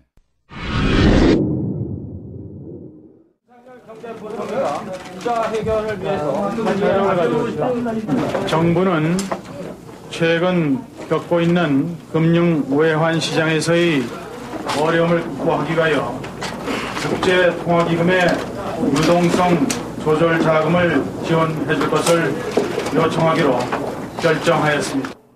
IMF 한국의 현대 경제사는 사실 IMF 사태 이전과 이후를 나뉩니다. 지금 문제되고 있는 비정규직 문제도 그렇고 모든 문제가 여기서 나왔는데요. 그때 아까 우리 노회찬 우리 대변인께서 말씀하신 대로 1997년 1월에 한보 사태가 터졌습니다. 그때 이미 터졌음에도 불구하고 그 신한국당이나 그 김영삼 대통령 손을 안 썼어요. 그래서 결국 그해 12월 13일인가요? 12월 3일 깡듯이 IMF 총리 깡듯이한테 모든 경제 권한을 넘기고 말았습니다. 삼전도의 구력. 네. 그렇습니다. 예. 경제 신탁 통치에 들어간 경제 총독이죠. 그렇습니다. 식민지 총독이었죠. 그걸 야기한 게 바로 신한국당입니다. 이건 절대로 잊어서는 안 됩니다. 한국 사람이라. 한나라당이 법적으로 시작된 날이요. 1997년 11월 21일 전당대회였습니다. 이날 한나라당이 탄생해서 그렇죠. 이제 지금 이제 막 문을 내리고 있죠. 한나라당 이전에 이 한나라당인 신한국당이 끝난 날이 1997년 11월 21일 IMF 국난이 난 그 와중에 문을 닫았고 이 신한국당은 언제 생겼냐 하면 그 2년 전인 1995년 12월 6일 이때 이제 1995년 12월에 신한국당으로 돼서 불과 2년 후인 1997년 11월에 다시 간판을 한나라당으로 바꿔 달았습니다. 신한국당은 역시 IMF 국난을 일으킨 당으로 그렇습니다. 역사의 길이 남는다. 그때 이름 바꾼다고 해서 그게 지워지죠. 그러니까 12월 6일 날 신한국당이 그 만들어졌고 출범을 했고 그렇죠. 예. 그다음에 그 신한국당이 이제 결국 IMF를 초래를 그렇습니다. 했는데 예. 그 신한국당이 만들어진 또 배경도 그 바로 며칠 전에 11월 12일 날 이제 전두환 노태우 구속되면서 그렇죠. 예. 구속되면서 동네 창피해서 못 살겠다 이름이라도 갈아보자. 그래야 더 누리지 이러면서 바꾼 게 신한국당인 거예요. 그러니까 노태우 씨 또 거슬러 올라가면 그럼 왜 하필 이름을 버리려고 했냐 하면 그 당시 신한국당 이전의 당이 민자당인데 민주자유당. 민주자유당 최초대 총재가 노태우 씨였거든. 노태우죠. 그러니까 이제 합당에서 된 거죠. 그렇죠. 1990년. 91년. 예. 그러니까 이제 그건 좀 이따 얘기를 하고 일단 노태우가 만든 당이에요. 민주자유당은. 예, 그래서 김영삼 씨가 민자당이라는 이름을 폐지하고 신한국당으로 바꿨는데 예. 아시는 것처럼 IMF 국난을 야기한 당입니다. 그런데 이 당이 처음부터 이렇게 국가를 부도내고 이렇게 망했냐면 그렇지 않아요. 처음에 이게 잘 나갔거든요. 기억나시죠? 민자당. 오늘날 우리가 3당 합당? 아니죠. 3당 합당이 민자당이, 아니고 예. 3당 합당은 민자당이고 그러니까요. 그 뒤에 이름을 신한국당으로 바꾸고 예. 나서 96년도에 이 당이 잘 나갔어요. 우리가 96년도에만 잘 나갔죠. 96년도 예. 총선 때 그때 뭐 저기 홍준표, 그렇죠. 예 정의화, 예, 이재호, 이우재, 김문수, 뭐, 김문수, 차명진, 임혜규, 뭐 이건 소위 좀 뒤에 들어왔고, 민중당 출신 이른바 소위 그들이 진보. 말하던 좌파 운동권, 좌파 포기하는 운동권 출신 뭐 이런 거죠. 그 말하자면 대규모로 정치인들이 보수 내지 우익으로 전향해서 이 당이 왕창 들어갑니다. 이제 우리가 익히 아는 김문수 경기도지사, 이재호 지금 뭐 거의 퇴진 압력에 몰려 있는 이재호 특임장관, 뭐 이 96년 선거가 그래서 결국에는 96년 선거 자체는 이겼어요. 그 사람들이 그렇죠. 승리를 했는데 이게 현역 의원 물갈이 이제까지 역대 최고의 기록을 세웠던 48% 물갈이했던 선거입니다. 그러나 이렇게 해도 결국 오래 못 간다. 소용없다는 것이 그 후에 신한국당의 말로가 이제 사실 보여줬던 거죠. 참했죠. 얼굴 몇 명 바꾼다 그래가지고 또 그 얼굴 바뀐 얼굴들이 뭐 그렇게 과거의 어떤 운동권 정신을 가지고 뭐 일한 것도 아니고. 대변인님, 우리나라 국민들이 망각증이 좀 많은 것 같아요. 왜 IMF 사태를 잊어버리죠? 아니요. 뼈에는 새겨져 있는데 하도 힘든 일들이 자꾸 이렇게 벌어지고. 아니 너무 힘드니까 그래도 혹시 옛날 하던 사람 시키면 좀 나아지지 않을까. 그래가지고 이 참사가 또 난 거 아닙니까? 이명박 MB 시켜가지고. 그런 일을 되풀이하지 않으려면은 참 이런 일에서 우리가 뼈 아프지만 교훈을 얻어야 되는데 사실 아까 그 쭉 이렇게 말씀하신 분들은 결과적으로 보면 한계가 참 많았지만은 당시로는 굉장히 좀 깨끗한 이름들 아니었습니까? 그렇죠. 예, 좀 그때는 뭐 이미지 좋았죠. 예. 근데 이런 사람들이 그 당에 들어가면 사람들이 착각을 하는 거예요. 그러나 우리가 얻는 교훈은 뭐냐? 3급수에 2급수 부어봤자 다 같이 3급수 되는 거예요. 물이 더 깨끗해지지 않는다는 것이고, 그러면 어떻게 되느냐? 물 다 빼야 돼. 물을 갈아야 돼. 물 다 빼고 통 버려야 되는 거예요. 그 수밖에 통도 버린다. 통 버려야죠. 그리고 새 통에 해야 되는데. 새 통에 새물 넣기. 새 통에 새물 넣어야죠. 근데 이제까지 다 보면 통은 그대로, 통 지금 보면 민정당 통이 그대로 가고 있습니다. 한나라당 통까지 온 거 아니에요. 이게 또 새누리통까지. 이번에 보면은 박근혜 비대위원장 앉아있는 의자 뒤에 그 딱지가. 민정당 붙어 있어요. 민자당 딱지가. 저 한번 한나라당에 인사하러 한번 갔는데요. 가서 이렇게 집기에 붙은 딱지를 우연히 봤는데 거기에 민정당 붙어 있더라고요. 조상을 섬기는 그러니까 뜻은 있네요. 그 음수 사람은 사원. 속여도 비품은 속일 수 없다. 사람은 속여도 재산은 속이지 못한다. 현장이 말해준다. 이거 법의학에서 나오는 거잖아요. 법의학. 자, 우리가 지금 이제 새누리당의 이 오늘 방송을 헌정하면서 아직 실체가 한나라당으로 있는 한나라당, 그 전신인 신한국당까지 왔습니다. 신한국당은 결국 뭐 참신해 보이는 인물들 영입해서 잠시 선거 때 이용은 했지만 그 1년 후에 97년 가을에 나라를 부도를 내고 마치 삼전도의 굴욕처럼 경제 신탁 통치를 받게 만든 그런 이제 아주 범죄적 실정을 저지른 걸로 끝났습니다. 근데 이 당이 원래 신한국당은 2년밖에 아니고 그 전에 한꺼풀 더 벗기면, 그러니까 지금 새누리당을 한꺼풀 벗기면 한나라당이 나오고, 한나라당을 한꺼풀 벗기면 신한국당이 나오고, 신한국당까지 우리가 봤는데 이걸 한꺼풀 더 벗기면 민자당이 나옵니다. 자, 이제 민자당에 대해서 한번. 민주자유당. 이름 참 좋은데. 민주와 자유가 없거든. 거기도 민주와 자유가 없어요. 이게 언제 생겼죠? 이 당은 90년 2월 달에 생겼는데 90년 2월 1990년 3당 합당. 예. 돼서 3당 합당으로 그때 노무현 대통령이 반대했죠. 우리 통일민주당과 민주정의당, 신민주공화당 이분들이 그야말로 기적이 가까운 이러한 대역사를 이루는 이러한 순간에 와 있습니다. 만장일치요. 이의가 있으면 반대표로 반대합니다. 당나라를 정리해 보시기 바랍니다. 토론과 설득이 없는 회의도 있으니까.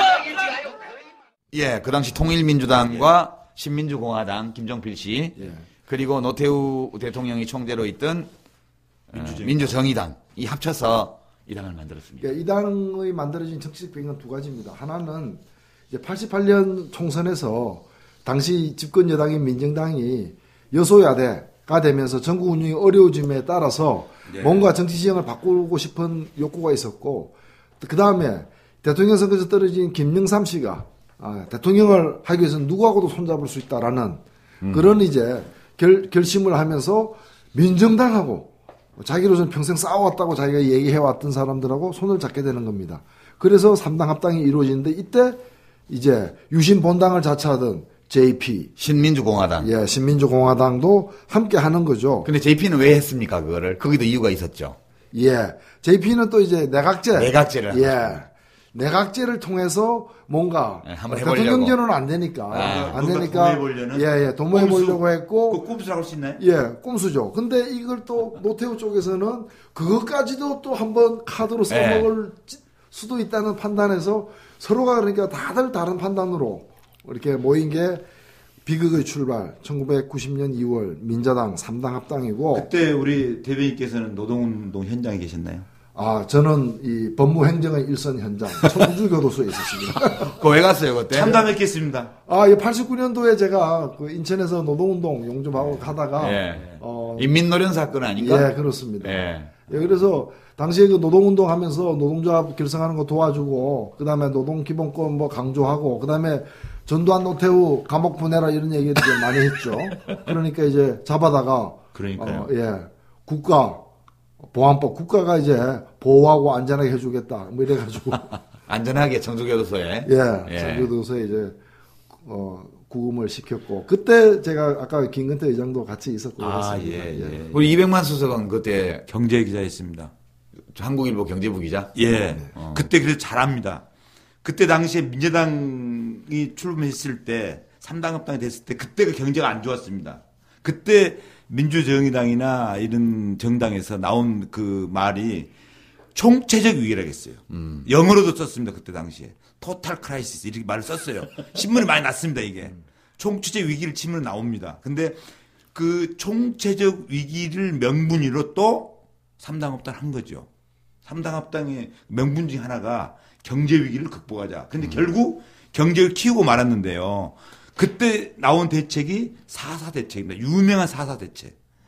경제는 잘 돌아가고 있는데 그냥 거기다 불을 휘발유를 끼얹는 거예요. 그래가지고 노태우 대통령 정권 말기에 경제가 아주 나빠졌습니다. 김영삼 대통령 초기에 이때 부동산 대란도 났죠. 그래서 김영삼 대통령이 신경제 100일 계획을 그때 세웠어요. 맞아요. 그 토탈 크라이시스를 그렇게 해서 토지 공개념이 도입되고 더 화를 더 키운 게 그 IMF 사태라고 다들 경제학자들이 분석합니다. 그래서 3당 합당이 근본적으로 잘못됐다는 그런 논거죠. 저는 이때 이해찬 총리가 초선 국회의원일 때 그 보좌관이었거든요. 그때 이제 국회 노동위원회 하고 이제 국회 광주특위청문회 실무일도 보고 뭐 그 뒷정리들 좀 하고 있다가 그걸 맞은 거죠. 맞았는데 그때 우리가 이제 마포에서 그 이철, 추억의 이름들입니다. 이철 의원, 노무현 의원 두 분이 통일민주당. 그 다음에 이제 이해찬 의원, 이상수 의원 또 누구야? 하여튼 5분이 야권 통합, 그래 통일민주당과 평화민주당을 합쳐야 된다. 그때 재정구 의원 아니에요? 아니요. 한 번 기억 가물가물한다. 그래가지고 5명이서 마포에 비밀 아지트를 아현동에 얻어놓고 맨날 거기서 이제 작당을 하고 있을 때예요. 그때가. 근데 어느 날 갑자기 그냥 노태우 대통령이 가운데 서고 JP하고 IS가 밑에 딱 이렇게 서가지고 기자회견을 하는 거예요. 통합을 한다고. 예, 그때인데 이게 쫙 조아리고 하는 거죠. 예. 뭐 사진이 참 그럼요. 사진이 안 그렇게 좋습니다. 났습니다. 예, 그래서 모습이 안 좋. 그때 이제 제1당이 이 민정당, 제2당, 제1야당이자 제2당이 평민당 김대중 총재, 제3당이 통일민주당, 제4당이 신민주공화당. 여기에서 평민당 하나만 왕따시키고 집권당이는 민정당하고 호남포 이론. 예, 호남을 근거로 하고 있던 평민당만 빼고 나머지 3당을 다 합친 거예요. 그렇죠. 그러니까 영남, 충청, 하여튼 뭐 이렇게 나머지 비호남 지역을 다 묶은 거죠. 그렇게 해서 우리 역사를 이제 한번 크게 후퇴를 시켰고 이때 대구 경북 지역은 87년 대선 때 이미 민정당 쪽으로 넘어갔지만 부산, 경남, 울산 쪽은 완강한 야당 지역이었거든요. 그럼요. 근데 이게 이 3당 합당으로 전부 이제 민주당으로 다 넘어갑니다. 그 이후 지금까지 1990년 이후 지금까지 20년 넘게 이 TK뿐만 아니라 PK 지역의 한나라당 우세. 이 PK 지역 기반을 김영삼 씨가 몽땅 가지고 민정당 독재의 후신으로 합류를 해버린 거죠. 이제 이거에 저항하고 반대하고 토론합시다. 있습니다. 한 게 노무현 의원, 뭐 김상현 의원, 당시 통일민주당의 이철 의원, 이기택 의원 이런 사람들이 그걸 몇 사람이 반대하면서 안 따라가고 남은 거죠. 좋은 정치가 경제를 살린다. 그렇게 나쁜 정치를 했기 때문에 결국 서민이 우리 유시민 대표 말씀대로 서민의 살림살이가 결국 나빠진 겁니다. 반짝 좋아진 것처럼 보이는데 결국에는 삶을 굉장히 참 어렵게 만든다. 또 나쁜 정치가 경제를 썩게도 만듭니다. 사실 이 노태우 대통령 시절, 그 민자당 시절에 보면은 유명한 사건들 많지 않습니까? 그 SK에게 그 재벌에게 그 이동통신 4억 건을 주잖아요. 왜 줍니까? 자기 사돈이잖아요. 그렇죠. 주잖아요. 그 다음에 그 KTX 지금 다니고 있습니다만 경부 고속철도 놓으면서 외국 업체들 하고 오랜 기간 동안 저는 사실 그 당시에 현대와 같은 한국 업체에 그걸 줬어야 된다. 그래서 우리도 그런 고속철도 기술을 새로 이렇게 좀 개발할 수 있도록 해야 된다는 뭐 제가 전문가는 아니지만 그런 생각을 가지고 있었는데 이걸 떼제베에게 결국 주고 그에게 또 이제 리베이트를 갖다가 받았죠. 나중에 탄로가 났죠. 나중에 다 탄로가 났죠. 결국에 보면은 이 재밌는 게 이 민자당이라는 게 노태우와 김영삼과 김종필의 만남 아닙니까? 그런데 떠납니다. 92년에 우선 노태우 대통령이 탈당을 하고 95년에는 JP 김종필 씨가 탈당을 하고 사실상 쫓겨난 거죠. 쫓겨난 거죠. 97년에는 김영삼 씨가 탈당한데 이 배경에는 대부분이 특히 노태우 김영삼의 탈당에는 부패 문제가 걸려 있는 거예요. 그렇죠. 사실은 이게 팽당한 거네. 그게 이른바 노태우 비자금 사건. 최근에 노태우 회고록 나왔습니까? 나왔습니다. 나왔습니까? 노태우 회고록에 보면 노태우 씨가요. 김영삼 씨에게 97년 대선 때 92년 대선 때요. 3천억 원을 줬다고 나와요. 3천억 원 정치 자금을 자기가 쓰고 남은 거. 그러니까 임기 동안에 소위 뇌물 받아가지고 다 쓰고 남은 돈을 3천억을 김영삼 씨한테 줬다는 거예요. 지금으로 치면 조단이네. 2, 3조 되겠네. 조단이죠. 그거는. 그렇게 하고 그 외에도 또 김영삼 씨가 따로 돈을 모아서 이제 92년 대선 때 썼다. 이런 얘기들이 지금 이제 얼마 전에 발간된 노태우 씨 회고록에 다 나와 있습니다. 그러니까 저는 이 민자당을 보면요. 결국 여소야대 사당 체제에서 국정 운영이 어렵다고 느꼈던 노태우 씨의 판단, 노태우 대통령의 판단, 그리고 어떻게든 정권을 잡기 위해서는 아주 김대중 씨를 원수처럼 생각하던 그런 김영삼 씨로서는 호랑이를 잡으려면 호랑이 굴에 가야 된다. 지가 가서 다 잡아먹히는데. 하여튼 그렇게 해서 그 대통령 욕구, 대통령이 되고 싶은 욕구, 그다음에 내각제로 바꿔서 어떻게 한번 해보겠다는 김종필 씨의 계산, 이것이 맞아떨어져서 민자당을 탄생시켰는데 90년에. 근데 문제는 이 당이 김영삼 씨가 잘한 일도 있지만 정치인으로서 국가에 가장 큰 그림자를 남긴 게 하나는 IMF 경제 위기를 야기해서 이렇게 국민들 삶을 어렵게 만든 것이고, 다른 하나는 부산, 울산, 경남을 비롯한 그 지역을 중심으로 한 야권의 한 축을 몽땅 끌고 군사 독재 세력한테로 귀순해버린 거예요. 귀순했죠. 그게 역사에 가장 어두운 그림자를 남겼고, 그때 지역 구도로 동서 구도로 분할된 것이 오늘까지도 극복되지 않고 온 거 아니냐, 이렇게 생각합니다. 아까 DNA 문제는 한 번만 더 얘기해야 될 것 같은데, 이 노태우 비자금 사건으로 아까 말씀하신 그때 그걸 폭로했던 박계동 의원, 또 결국 한나라당으로 갔잖아요. 갔습니다. 나중에. 참. 그 비자금을 김영삼 씨에게 이제 그 당시 후보였죠. 그래가지고 3천억을 줬다는 겁니다. 주고 자기가 또 정권을 인수받을 때 전두환으로부터 받은 거는 또 1,400억 플러스 500억에서 한 2천억 받았다는 건데, 그 사이에 또 많이 걷었겠죠. 많이 걷었는데 누가 돈 냈느냐? 우리가 잘 아는 경제사범연합회 분들. 다 거기 그래서 그분들이 또 노태우 비자금 때문에 또 잡혀가요. 이건희 씨 등이 또 다 재판받고 유죄 판결받고 또 사면받아요. 사면받고 이렇게 되지 않았습니까? 그런데 제가 이제 한 가지를 좀 말씀드리고 싶은 게 뭔가면은, 아무래도 우리 이수석께서는 잘 아실 것 같은데, 1992년, 이 대선을 앞두고 사실 민자당이 3당 합당으로 만들어졌고, 이런 엄청난 비자금을 조성해가지고 불법 선거를 해서 결국 김영삼 정부가 당선되지 않았습니까? 그렇죠. 당시에 당선된 게 92년 12월 달인데, 그때 제가 들은 얘기가 있어요. 제가 직접 들은 부분인데, 당시에 대통령 선거, 사실 대통령 선거 때 보면은 돈의 대부분은 중앙당이 씁니다. 돈을 뭔가 홍보물이고 뭐 다 중앙당에서 제작하니까 지구당에서 돈 쓸 일이 그렇게 많지는 않아요. 사실은 총선과 달리. 그런데 지구당에게 200개가 넘는 지구당에게 그 당시에 민자당 중앙당에서 얼마씩 내려보냈느냐, 10억씩 내려보냈습니다. 그러니까요. 그때 그러면은 그 돈만 하더라도 2천억이 넘잖아요. 제가 그때 알기로는 그 후에 다 알려진 거지만은 그 당시 김영삼 씨가 대통령 당선되기 위해서 쓴 실제 대선 비용이 8천억이었다는 겁니다. 그런데 더 됐을 수 있죠. 10억씩 주다 보니까 중앙당에서 이 10억을 제대로 썼는지 안 썼는지를 감찰하는 아멘 감사팀이 돌아온 겁니다. 돌아왔는데 그것도 재미난 얘기가 10억을 받은 지구당에서 30% 정도는 대통령 선거를 위해서 쓰고 30% 정도는 자기 다음 총선을 위해서 저금해두고 나머지 또 30% 정도는 나눠 먹고 요 정도는 양호하답니다. 그래서 요렇게 쓴 사람은 다 구제하고 이렇게도 안 쓴 사람들 있죠. 그러니까 거의 다 먹어버린 사람들. 그거 가지고 집 수리하고 막 차 사고. 그래서 대통령 선거 끝나면 그 다음에 봄에 원외 지구당 위원장들의 차량 교체. 그렇지. 집 사고.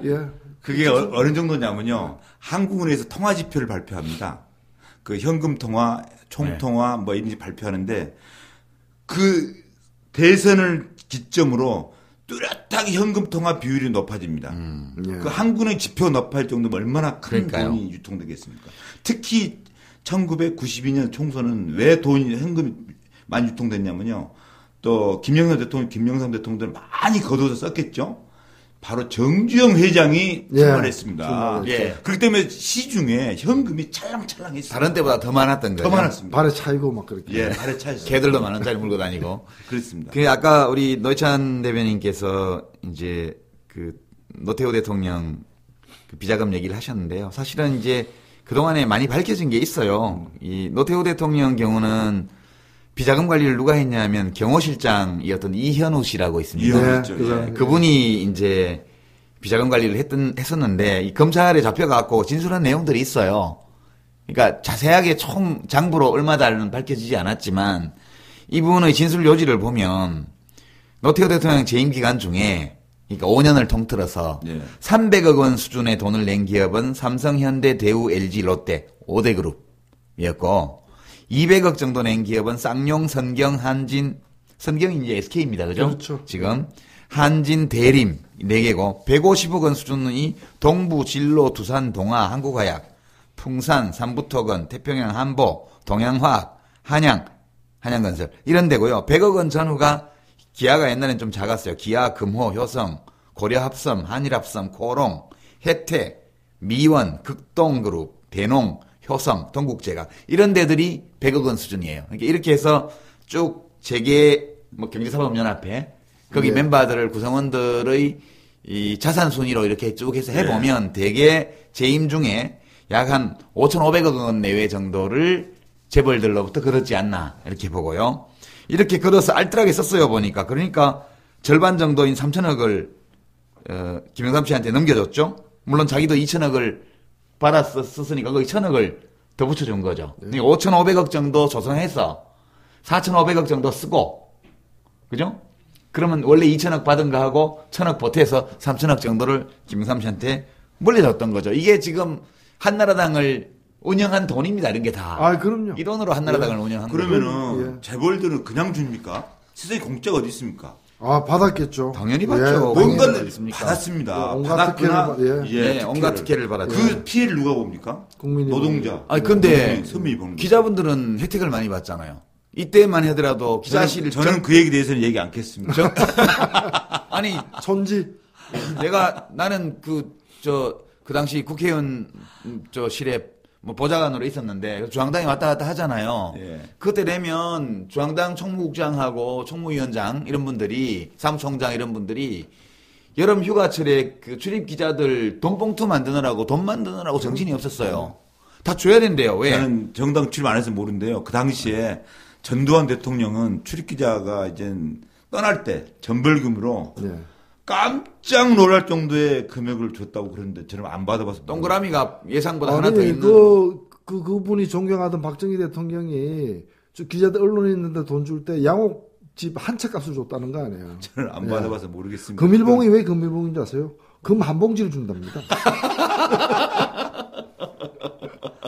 그래서 그 정경유착이 지금도 저는 남아있는 것 같아요. 알게 모르게. 남아있죠. 사라졌습니까? 아니요, DNA가 있는 곳은 그대로 있는 거죠. 그러니까 이제 이때 민정당, 민자당 이런 지금 한나라당, 새누리당에서 워낙 기자들에게 이 덤벙덤벙 돈을 주기 때문에 야당은 좀이라도 줘야 된다는 거예요. 하나도 안 주면 안 된다는 거죠. 여당 출입 기자나 청와대 출입 기자들이 받아가지고 같이 나눴으면 얼마나 좋아요. 야당은 배고프죠. 야당은 기자도 배고파요. 특히 야당 중에서 진보 야당은 그래서 손가락 빨죠. 그 당시 기자들이 밥 사줍니다 우리한테. 그렇죠. 지금 우리는 그 정도로 망했죠. 그런 것이고 이제 민자당 이전에 민정당으로 가보죠. 1981년 새해 가장 먼저 들려온 소식은 각 당의 창당 소식이었다. 80년대 새로운 정치판을 짜기 위한 정치 일정이 나온 것이다. 먼저 1월 15일 민주정의당, 즉 민정당이 창당 대회를 갖고 정식으로 출범했다. 이날 출범식에서 민정당은 전두환 대통령을 초대 총재 및 12대 대통령 후보로 지명했다. 물을 마실 때는 근원을 생각하는 자세로 지금 우리 어디까지 왔습니까? 새누리당, 한나라당, 신한국당, 민자당을 거쳐서 지금 민주정의당이라는 이 가느다란 물줄기까지 지금 올라왔습니다. 야, 이게 참 진짜 멀고 먼 길이네. 그렇죠. 이게 이제 창업을 한 당이죠. 1990년 초에 민주자유당이 되기 전에 민주정의당. 이제 이게 이제 새누리당을 거슬러 올라가면 여기가 이제 원조가 됩니다. 그렇죠. 이거 언제 만들어졌나요?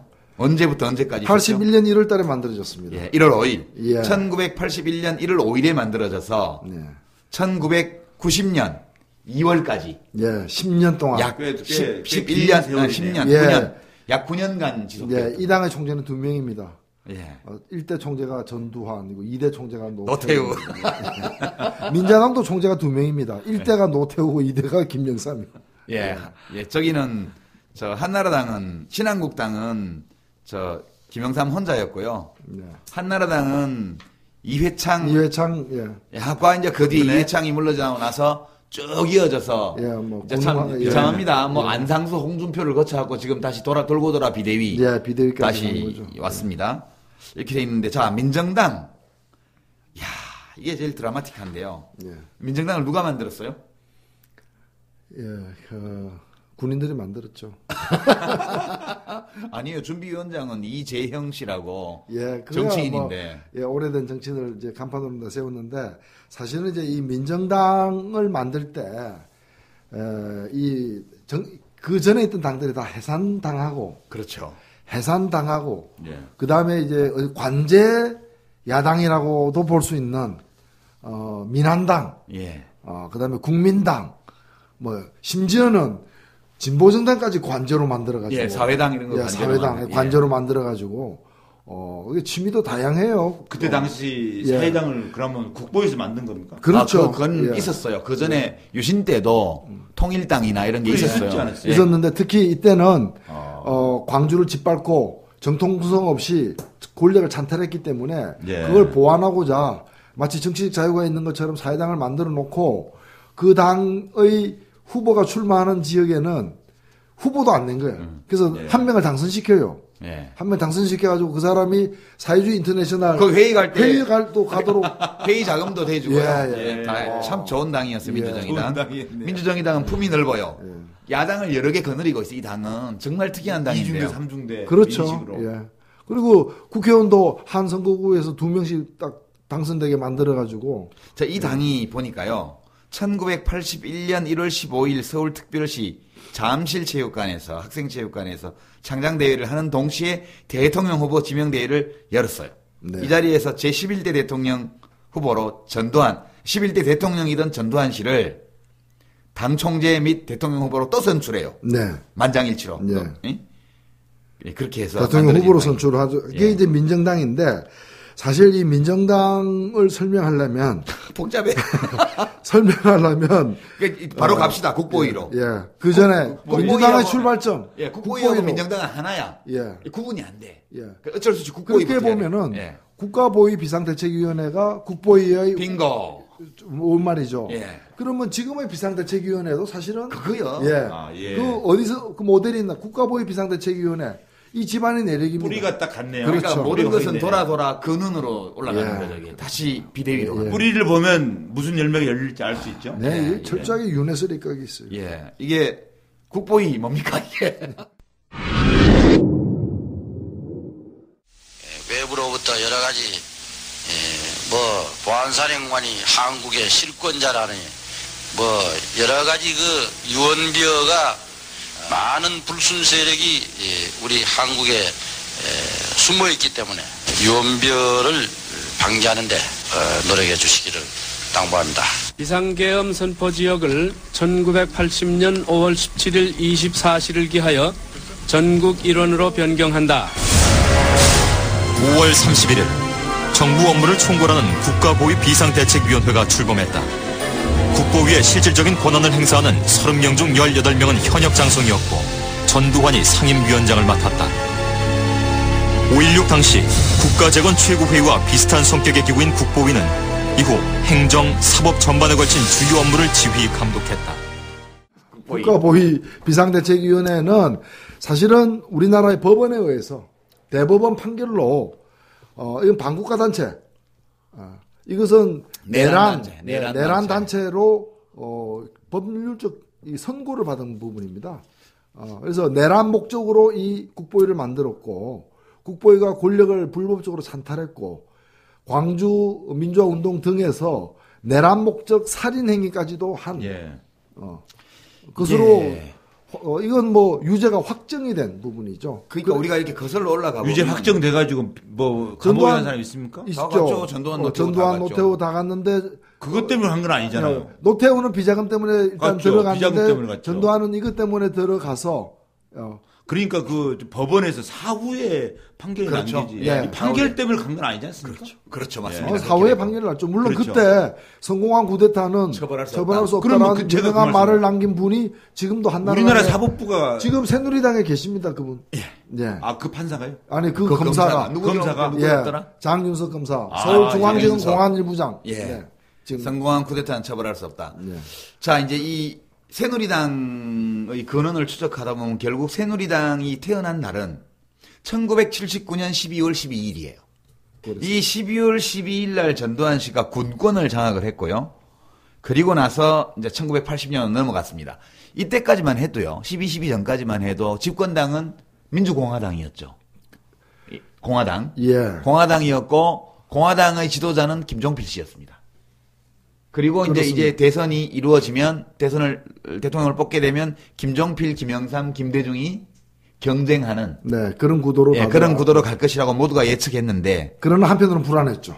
예, 왜 12 사태. 그렇죠. 예, 이 전두환 당시 보안사령관, 보안상관이 사실상 병력을 등에 업고 최규하 대통령이라는 이 종이 대통령, 당시에 이제 권력을 승계했던 이 최규하 대통령을 농단하는 허수아비로 만들고 모든 걸 다 이제 했는데 그때 만들어진 기구가 국보위입니다. 그럽니다. 12 때 군권을 장악했고 그리고 나서 5.17 그 계엄 학대를 내리고 광주에서 수천 명을 살상하고 그리고 전국에 계엄령을 내려서 다 깔고 군인들을 투입하고 그러고 나서 5월달에 자기가 대통령 자문기구 형식으로 해서 국가보위 비상대책위원회라는 걸 만듭니다. 위원장은 최규하 씨 대통령, 자기는 상임위원장. 그래서 이게 국보위 상임위원장입니다. 근데 사실은 상임위원회가 다 했죠. 그렇죠. 상임위원회가 다 했는데 상임위원회 위원들이 다 2스타, 3스타 거의 80% 이상이 현역 군인들이었습니다. 저는 그때 군대생활을 했는데 기억나는 게 국보위 하면은 그때 한경직 목사로 유명한 성격이 계시죠. 그분이 국보위 상임위원장을 모시고 아침 조창기도에 전 부대에 그렇죠. 중계를 했습니다. 그때 제가 그걸 시청했습니다. 나쁜 짓 많이 했기 때문에 기도가 몹시 많이 필요했을 겁니다. 이때 저는 이제 5월달에 학생회 간부를 하고 있었는데요. 대학 3학년 때. 이때 보면 이 국가보위 비상대책위원회라는 행정기구를 만드는데 여기 보면 행정부 장관들이 10명, 군 장성이 14명, 이렇게 24명으로 되고 상임위원장은 전두환이 합니다. 전두환이 하고. 이렇게 하면서 전두환 씨는 보안사령관, 중앙정보부장 서리, 그러니까 직무대행이에요. 그리고 국보위 상임위원장 이 세 개를 잡아서 정보기관, 군, 행정기관을 다 장악을 하게 되고. 그 상태에서 8월달에 이제 최규하 대통령에게 나가라. 나가라. 말로 할 때 나가십시오. 좋은 말로 할 때 나가십시오. 말로 하니까 나갔습니다. 말로 하니까 딱 나가고 그래서 그럼 대통령이 유고잖아요. 그러니까 그때만 들어도 유신헌법이 유효할 때였죠. 그러니까 유신헌법에 의거해서 통일주체의 국민회의를 소집해가지고 거기서 장충체육관에서 후보는 1명, 전두환. 그러니까 당선됐는데 당선될 때 득표율 99.9%. 아니요, 100%예요. 99.9%. 무효만 한 표 있고요. 나머지는 다 찬성이었기 때문에 사실 100%인데 사실상은 100%. 100% 그러면 북쪽이하고 똑같다고 욕 먹으니까 한 명이 무효표인데 무효표를 찬성률에 넣는 게 어디 있어요? 그러니까 100% 찬성인데 사실 99.999% 좀 돼요. 근데 99.9%라고 발표를 하죠. 벼룩도 낯짝이 있는지. 그렇게 하고 나서 이 그렇게 해서 된 게 그러니까 11대 대통령이 돼버린 겁니다. 그렇죠. 전두환이 대통령이 된 거야. 전두환. 이 사람 연임했어요. 11대, 12대 2번 했어. 그래하고 그때 딱 먼저 한 조치가 언론 장악입니다. 근데 대통령이 돼가지고 그 모든 것을 지금 말씀하신 모든 것을 하기 위해서 뭘 시작했는가? 헌법을 고칩니다. 대통령이 되자마자 자기를 대통령으로 만든 건 유신헌법인데 이제 대통령을 제대로 해먹겠다 해가지고 제5공화국 헌법을 만듭니다. 헌법을 만들어서 그 헌법을 통과시키면서 헌법 부칙에 그 헌법 부칙이 어떻게 되는가 하면은 이 법에 따라서 정당은 해산한다. 그리고 이 법에 따라서 현재의 국회도 해산한다. 그 대신 국회는 새로 만든다. 새로 만들 것 같으면 왜 해산합니까? 근데 새로 만든다. 그래서 새로 만들 때까지 입법회의를 두어가지고 국가보위 입법회의를 두어서 거기서 법을 만든다.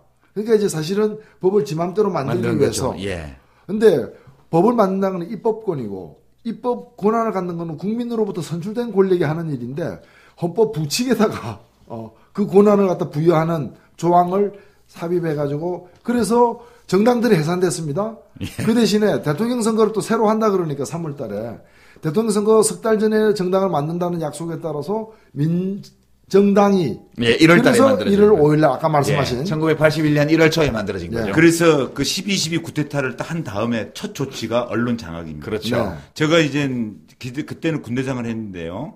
그 나중에 들은 선배들 얘기가 모든 언론사에 현역 군인을 파견합니다. 그래서 모든 기사와 제목까지 다 언론 통제를 받고 그때부터 보도 지침이 나오기 시작합니다. 보도 지침 나오기 시작합니다. 예. 사실 그래서 국보에서부터 새누리까지 내려오는 이 정치 세력의 제가 보는 관점에서는 DNA가 딱 두 개를 말할 수 있는데 하나는 유전자. 예. 그게 경제를 말아먹는 DNA가 하나 있고 하나는 언론 장악, 유전자. 언론 탄압의 DNA가 있습니다. 지금 이명박 정권의 종편도 그 DNA 발현이 아닌가. 그렇죠. 예. 상당히 심각했죠. 그쵸? 자, 여기까지는 아직 당은 없는데요. 네. 그러니까 이런 겁니다. 우선 국가보위 비상대책위원회라는 걸 만들어 놓고, 그 다음에 5공화국 헌법을 통과시킬 때 부칙에 입법회의라는 걸 만들 수 있게 해놓고, 이 행정기구인 국가보위 비상대책위원회에서 국가보위 입법회의법이라는 걸 만들어요. 이게 웃겨, 진짜.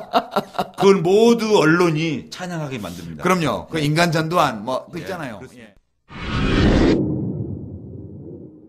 대통령으로서의 직책을 성실히 수행할 것을 국민 앞에 엄숙히 선서합니다. 실로 짧은 기간 동안 국보위 상임위원장으로서 너무나 큰 업적을 쌓아올린 전두환 대통령이기에 우리가 맞이한 새 시대의 의미는 더욱 값진 것이다.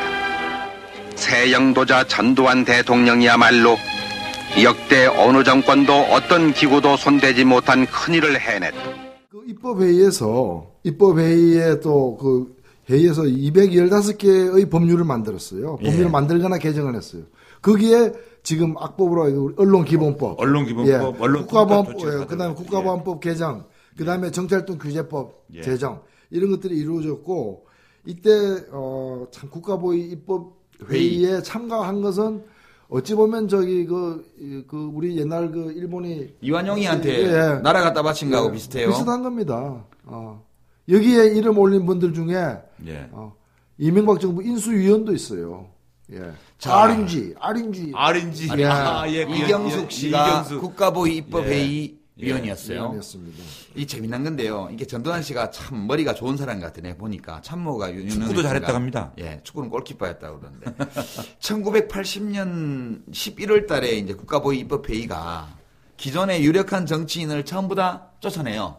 이제 정치 활동 규제법이라 그래가지고 그래갖고 835명을 니는 정치 활동하지 마 이렇게 법으로 만듭니다. 근데 이제 그 중에서 나는 억울해요. 나는 협조할게요라고 이제 재심 청구를 한 사람이 569명이 했는데요. 그 중에 개전 의정이 있고 앞으로 쓸만하다 싶은 사람을 268명을 구제를 해줘요. 정치활동 허가제죠. 허가를 해주는 거지. 허가받은 사람만 하는 거죠. 그렇게 해서 이 268명 중에서 이제 제1야당, 제2야당, 제3야당, 심지어 진보야당까지 할 사람들을 다 골라서 당을 만들어줍니다. 네, 이런 걸 공기업이라 그럽니다. 창당 자금도 다 대주고요. 그렇죠.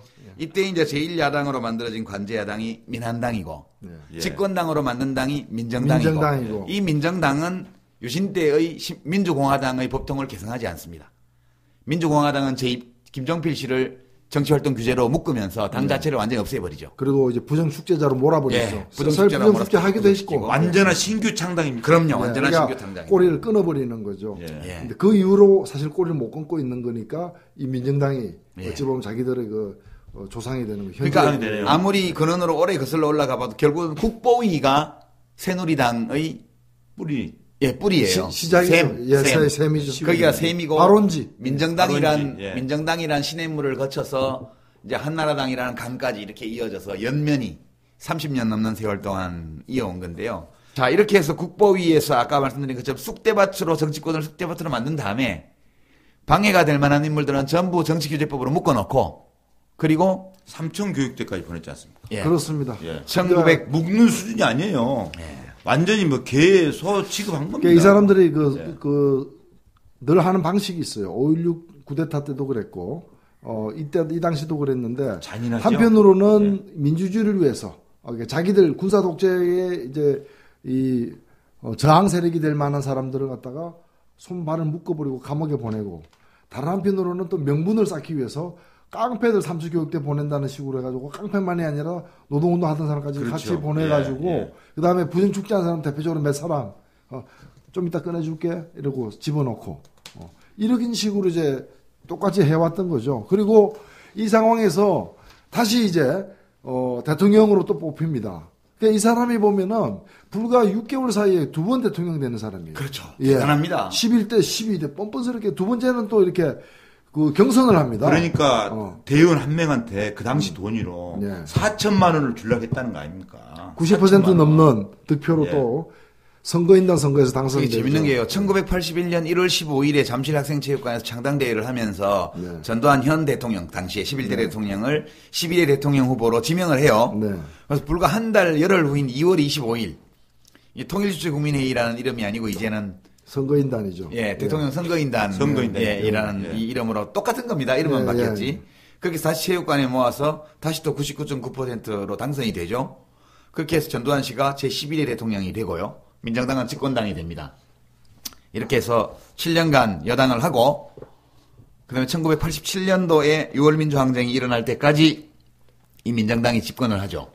그렇게 해가지고 대통령 직선 운동이 이제 그때 대통령 직선제가 실시되기 직전인 1987년 6월 10일 60 항쟁이 일어난 그날이 민정당의 13대 대통령 후보 지명대회였어요. 그래서 그날 힐튼 호텔에서 양복 입은 배 나온 아저씨들이 모여가지고 노태우 씨를 대통령 후보로 뽑죠. 추대하죠. 추대를 합니다. 차기 대통령 후보로 나설 노태우 민정당 대표위원은 과연 어떤 인물인지 알아봅니다.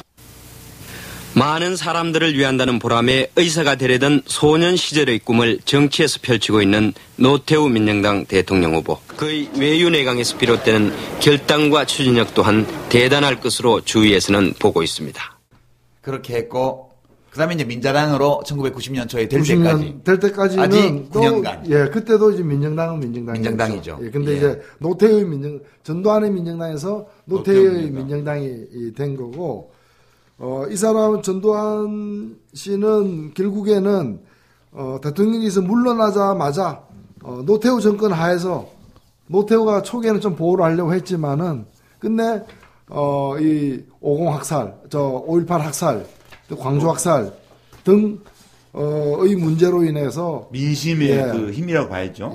그래서 백담사로 가죠. 50 청산의 대상이 되죠. 그래서 백담사에 가서 이렇게 좀 이미지 관리하다가 결국에는 다시 이제 감옥에 가게 되는데, 제가 그 백담사 가 있었을 때 정말 그 만해 한용운 선생의 과거 역사가 깃들어 있는 백담사에 함부로 가가지고 절간에 방을 차지하고 앉아가지고 마치 그 도 닦는 것처럼 했는데, 제가 그와 관련된 진술을 들은 게 있어요.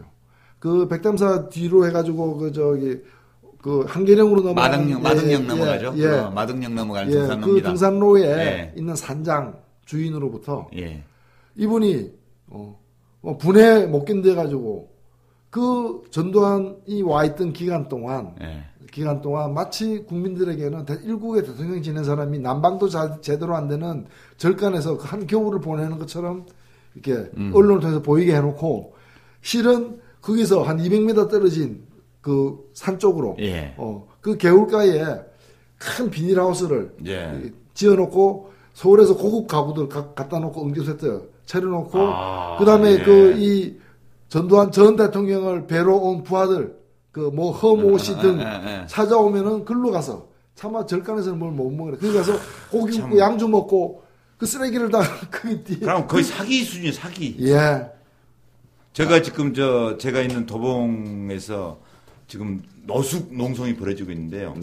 그 한일병원 식당 노동자들 그 집단 해고를 항의하는. 거기도 비정규직 노동조합 만들었다고 해고한 거죠. 해고된 거죠. 예. 저도 1박을 했고 또 1박을 할 예정인데요. 저도 한번 갔었죠. 예. 예. 근데 저도 곧 갈 예정입니다. 전두환 그때 그 백담사에 산 그 비닐 하우스 예. 농성은 진짜 호텔이네요. 그럼 호텔. 아, 그럼요. 예. 자, 이렇게 해서 이제 우리 민정당과 국보위 한 몸이죠. 네. 같습니다. 이게 이제 청취자 여러분들이 들으시면 무슨 역사 얘기하냐 싶으시겠지만, 저 개인적으로는 5.18이 날 때가 대학교 3학년 때였고, 그리고, 계엄사에 잡혀갔다가 5월 17일 날 밤에, 거기서 나오자마자 또 군대로 갔다가, 그래서 이 국민투표 등등을 하는 거를 11대 11대 대통령이 되는 걸 다 군대에서 봤거든요. 네. 제가 2등병 때요. 이 국민투표를 한다고. 네. 헌법 개정 국민투표. 네, 예. 그리고 나서 좀 있으니까 또 총선을 한다고. 그게 80년이구나. 81년. 예, 제가 80년 9월에 군대를 갔으니까. 예. 그런데 갔는데, 이게 뭐 헌법 개정 국민투표 하는 거는 가서 반대 찍었죠. 다 공부 분위기였고, 찍고 이제, 그 다음 총선이 왔는데, 보니까 이제 부재자 투표 이렇게 왔는데, 얄궂게 민정당 있고, 민한당 있고 막 있어요. 그래서 이제 나는 민한당을 이상하지만 그래도 야당을 찍어줘야 되는데 이랬더니 투표는 안 했는데 투표 통지서 있잖아요. 그 팜플렛하고 그것만 주더라고요. 그 투표용지는 어디 갔나 그랬더니 대대본부에서 다 찍어서 보냈대. 그러니까 일선 장병들이 투표할 어떤 그런 수고를 끼쳐드리지 않겠다. 뭐 이런 그렇지. 참 그 대대적인 정부의 따뜻한 그때 배려. 아마 그 보안사 지금 기무사지 그때 거기서 다 했을 겁니다. 아니 제가 나중에 얘기를 들었는데 그 대대본부 행정실에서 중대별로 해서 다 찍어서 보내고 그 팜플렛하고 투표 통지표 그거 등급만 나눠줬어요. 예, 그런 식으로. 그러니까. 그게 투표용지 처음에 인쇄할 때부터 딱 그렇게 찍어서 나와야 되는데. 그 민정당이 그렇게 해서 만들어진 당이고요. 아예 찍어서 빨간색으로 이렇게 찍어서. 1번의 기표를 미리 해서 나와야지. 군인. 부재자 투표용으로. 군남용으로. 예. 자, 여기까지 우리가 지금, 새누리당에서 한나라당, 또 신한국당, 민자당, 을 거쳐서 민정당과 국보위까지 30년 세월을 거슬러 올라가 봤습니다. 덜 거슬러 좀 챙길 게 하나 있는데. 어디서 가죠? 아니, 분야가 언론 이 문제를 좀. 보도지침. 보도지침 다 피해를 보신 분들이. 아까 유전자 중에 경제 말아먹는 유전자하고 언론 장악하는 유전자. 그 전두환 당시 대통령이 특별기를 타고 유럽을 순방했습니다. 그리고 1980년 4월입니다. 그때 기상에서 특별 인터뷰를 합니다. 기상에서. 비행기 안에서. 그러면서 그때 홍보 지침이 신문사에 내리기를 기내 임시 집무실 안에 다산 먹민 심사가 있는 것이 눈길을 끈다. 이것을 스케치로 쓰라는 거예요. 기사본 기억나요? 그대로 봤어요. 그대로 씁니다. 눈에 띈다. 이렇게 자상하게 홍보 지침을 내렸죠. 전두환 대통령은 오늘 전두환 대통령은 대통령께서는 점프 차림, 금소한 복장으로 청진동 골목을 찾아서 청소 상태를 둘러보고 있습니다. 이곳의 그 청소 상태를 지적하신 것 같습니다. 이렇게 매일매일 내렸습니다. 매일매일. 이게 홍보 지침입니다. 그래서 이걸 폭로했던 우리 김주환 언론계 선배님하고 돌아가신 김태형 선배님께서 잡혀갔죠. 잡혀가서 감옥살이를 꽤 오래 했습니다. 그때 이제 말하던 유언비어 중에 하나가 성남에 전두환이 퇴임하고 수렴 청정을 하기 위해서 재단을 만들고 있고 일회재단. 그게 전두환의 아호를 딴 일회재단이다 라는 것을 그 당시 선오련 신문에 실었다는 이유로 또 선오련 신문은 제가 또 약간 나중에 관계가 되고 김문수 지사가 그때 13명이 잡혀간 이유가 보안사에 잡혀간 이유가 그것 때문이었어요. 그거 다 사실입니다. 그때 길 막아놓고 길가에다가 천막 쳐놓고 그 안에 공사하고 있을 때예요. 엄청나게 긴 담을 쳐놓고 그게 일회재단 공사 지금 세종연구소 아닙니까? 그렇죠. 그런 거를 이야기하는 걸 다 유언비어라고 한 거죠. 그리고 재밌는 게 김영삼 총재가 그 정치 규제에 항의하면서 단식을 40일간 했잖아요. 그게 1984년도인가요? 그때 언론에서 보도를 어떻게 했냐면 최근 재야 인사의 식사 문제 이렇게 보도를 했어요. 그래서 지금 이명박 정권의 종편, 예. 그리고 미네르바 구속 사건 이런 게 다 그 면면이 내려오는 그 악성 DNA의 그 발현이라고 봅니다. 그래서 새누리도 예. 결국 여기서 벗어나지 않을 거로 저는 봅니다. 당명은 바뀌어도 DNA는 변치 않는다. 예. 그 형질 변경이 안 되죠. 땅은 형질 변경이 조종중 돼서 문제를 일으킵니다만은. 예. 택덕 형질은 유전되지 않는다. 예. 있습니다. 원래부터 근원적으로 타고난 형질이라 언론 장악 DNA와 경제 말아먹기 DNA. 예. 야, 제가 본 관점입니다. 아니 뭐 정확하게 말씀하신 거예요. 그러니까 이게 지금 우리가 여기서 우리 국민들도 교훈을 얻어야 됩니다. 예. 교훈을 얻어야 돼. 이게 간판 바꿔둔다고 해서 집을 새롭게 뭐 단장한다 그래서 달라지는 건 없다. 사람 몇 사람 더 이렇게 솎아내고 새로 사람 넣는다 해서 변하는 건 아니다. 우리는 국가보위 비상대책위원회 어찌 보면 이 내란 목적 단체로 이 법률적으로 이렇게 단죄받았던 여기서부터 현재 새누리당의 비대위가 이렇게 그 역사적 뿌리를 갖고 있다는 게 확인된 거 아니에요. 자, 한나라당 비대위가 새누리당을 만든 거죠? 네. 한나라당 비대위가 새누리당을 만들었는데 이 과정에서 나오는 얘기가요. 너 그만둬라는 말을 듣는 어떤 정치인이 그렇게 말했더군요. 50 비대위냐. 네. 이제 왜 이런 얘기가 나오냐면 그 국가보위 입법회의에서 정치규제법을 만들었잖아요. 그래서 누구누구는 그렇죠. 정치하면 안 돼 이렇게 했단 말이에요. 지금 한나라당 새누리당 비대위가 지금 뭐 국민들이 당을 싫어하게 된 집권당을 싫어하게 되는데 책임 있는 사람은 정치하지 마. 그래갖고 뭐 누구. 근데 뭐 제가 보기에는 어차피 못할 것 같은데 법무부에 가야 되기 때문에. 네. 그리고 당사자들은 굉장히 억울해서 지금 이거 50 비대위냐. 지금 언론 보도를 보시는 우리 청취자들께서는 50 비대위가 뭐지? 그래서 오늘 우리가 예. 저공뱅을 통해서 5원까지 갔다 왔습니다. 5원까지. 야, 32년 세월을. 오늘 이렇게 말씀하신 게 국민들이 좀 알아야 예. 이번 총선하고 대선에서 좀 올바른 선택이 나올 것 같은데. 진짜 좋은 말씀. 그러니까 이제 오늘의 결론 제가 이제 하자면 시간도 참 많이 됐습니다. 편집하는데 애먹길 것 같은데 시간이 길어서 새누리당은 한나라당이고 한나라당은 신한국당이고 신한국당은 민자당이고 민자당은 민정당이고 민정당은 국보위고 국보위는 12.12 쿠데타야. 네. 물을 마실 때는 근원을 생각하라는 우리 각하의 교시에 입각해서 우리가 살펴볼 때 새누리당을 볼 때는 그 근원을 생각해 봐야 되는 거고 12.12를 봐야죠. 예, 거슬러 올라가 보면 결국 경제 말아먹기와 언론 장악 DNA를 가지고 있는 쿠데타 세력들이 거기에 이제 광주 5.18이 있습니다. 예, 새누리당의 뿌리를 이루고 있고 그것이 시원이고 그 시원은 5.18 광주 시민들의 피로 물들어 있는 근원이 아니냐. 그리고 IMF도 거기에 있고. 그 뭐 달걀에서 병아리 나오고 병아리가 닭이 되고 닭이 또 달걀을 놓고 이제 지는 그런 거죠. 이걸 끊어내야 됩니다. 닭이 사람이 될 수는 없죠. 없습니다. 그렇게 뭐 되지 않나 생각하는 분도 있었는지 모르겠는데 결코 없다라는 걸 오늘 확인된 거 아니에요. 예. 닭은 잡아 먹어야 됩니다. 그리고 달걀은 삶아 먹어야 됩니다. 예, 우리 도봉갑을 지역 기반으로 하고 있는 우리 200만 당원 수석께서는 오늘 우리들이 시간여행 저공비행을 마치면서 소감 한 말씀. 국민 여러분, 4월 선택을 잘해 주십시오. 그리고 12월 선택 더욱 잘해 주십시오. 더 한 가지 덧붙인다면은 4월 총선에서 통합진보당 꽉꽉 찍어 주십시오.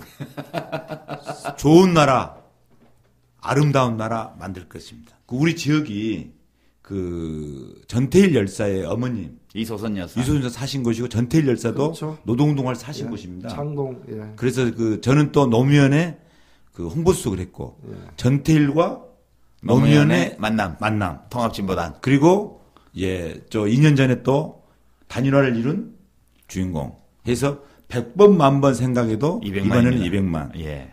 200만을 꼭 선택해 주십시오. 더봉갑 유권자 여러분. 예, 부탁드립니다. 예, 노골적이야. 화끈해. 예. 굉장히 노골적이죠? 예, 하겠습니다. 좋습니다. 예. 그런 자세로 나가야죠. 2만 번의 키스라는 노래가 있는데, 200만 번의 깔때기. 예, 좋습니다. 감사합니다. 예. 온라인으로 하는 건 법에도 안 걸린대요, 이제. 예. 그죠? 예. 우리는 이 파일이잖아. 기표는 한 번만. 방송도 아니고. 아무리 좋다고 2번 찍지 마세요. 예. 근데 느낌이 우리 통합진보당이 많은 사랑을 받을 것 같습니다. 제가 느낌 그래요. 며칠 전에 그 당 회의에서 네. 그저께네 이제 이틀 전 지금 방송 나갈 때라면 닷새 전이 되겠는데 비례대표 12번을 했으면 좋겠다 이렇게 희망을 말씀드렸더니 또 어떤 분들이 말을 만들었더라고요. 프로젝트 2012라고 해가지고 그게 뭐냐 할 때 2012년 총선에서는 통합진보당 당득표율 20%를 만들어줘서 비례대표 선번 12번까지 당선시키자. 이게 프로젝트 2012랍니다. 13번이 섭섭해할 것 같은데. 아니 12번까지 하려다 보면 오버되겠죠. 예. 우리 목표는 더 올라가야 되겠죠. 예, 더 올라가야죠. 목표는 원대하게 두죠. 예. 자, 오늘 저분 우리 이 저공비행 비행기의 뒷좌석에 타시고 함께 그리고 유쾌하지만은 않았던 시간여행 하신 200만 후보 수고하셨습니다. 감사합니다. 우와. 수고했습니다. 유쾌했습니다. 예.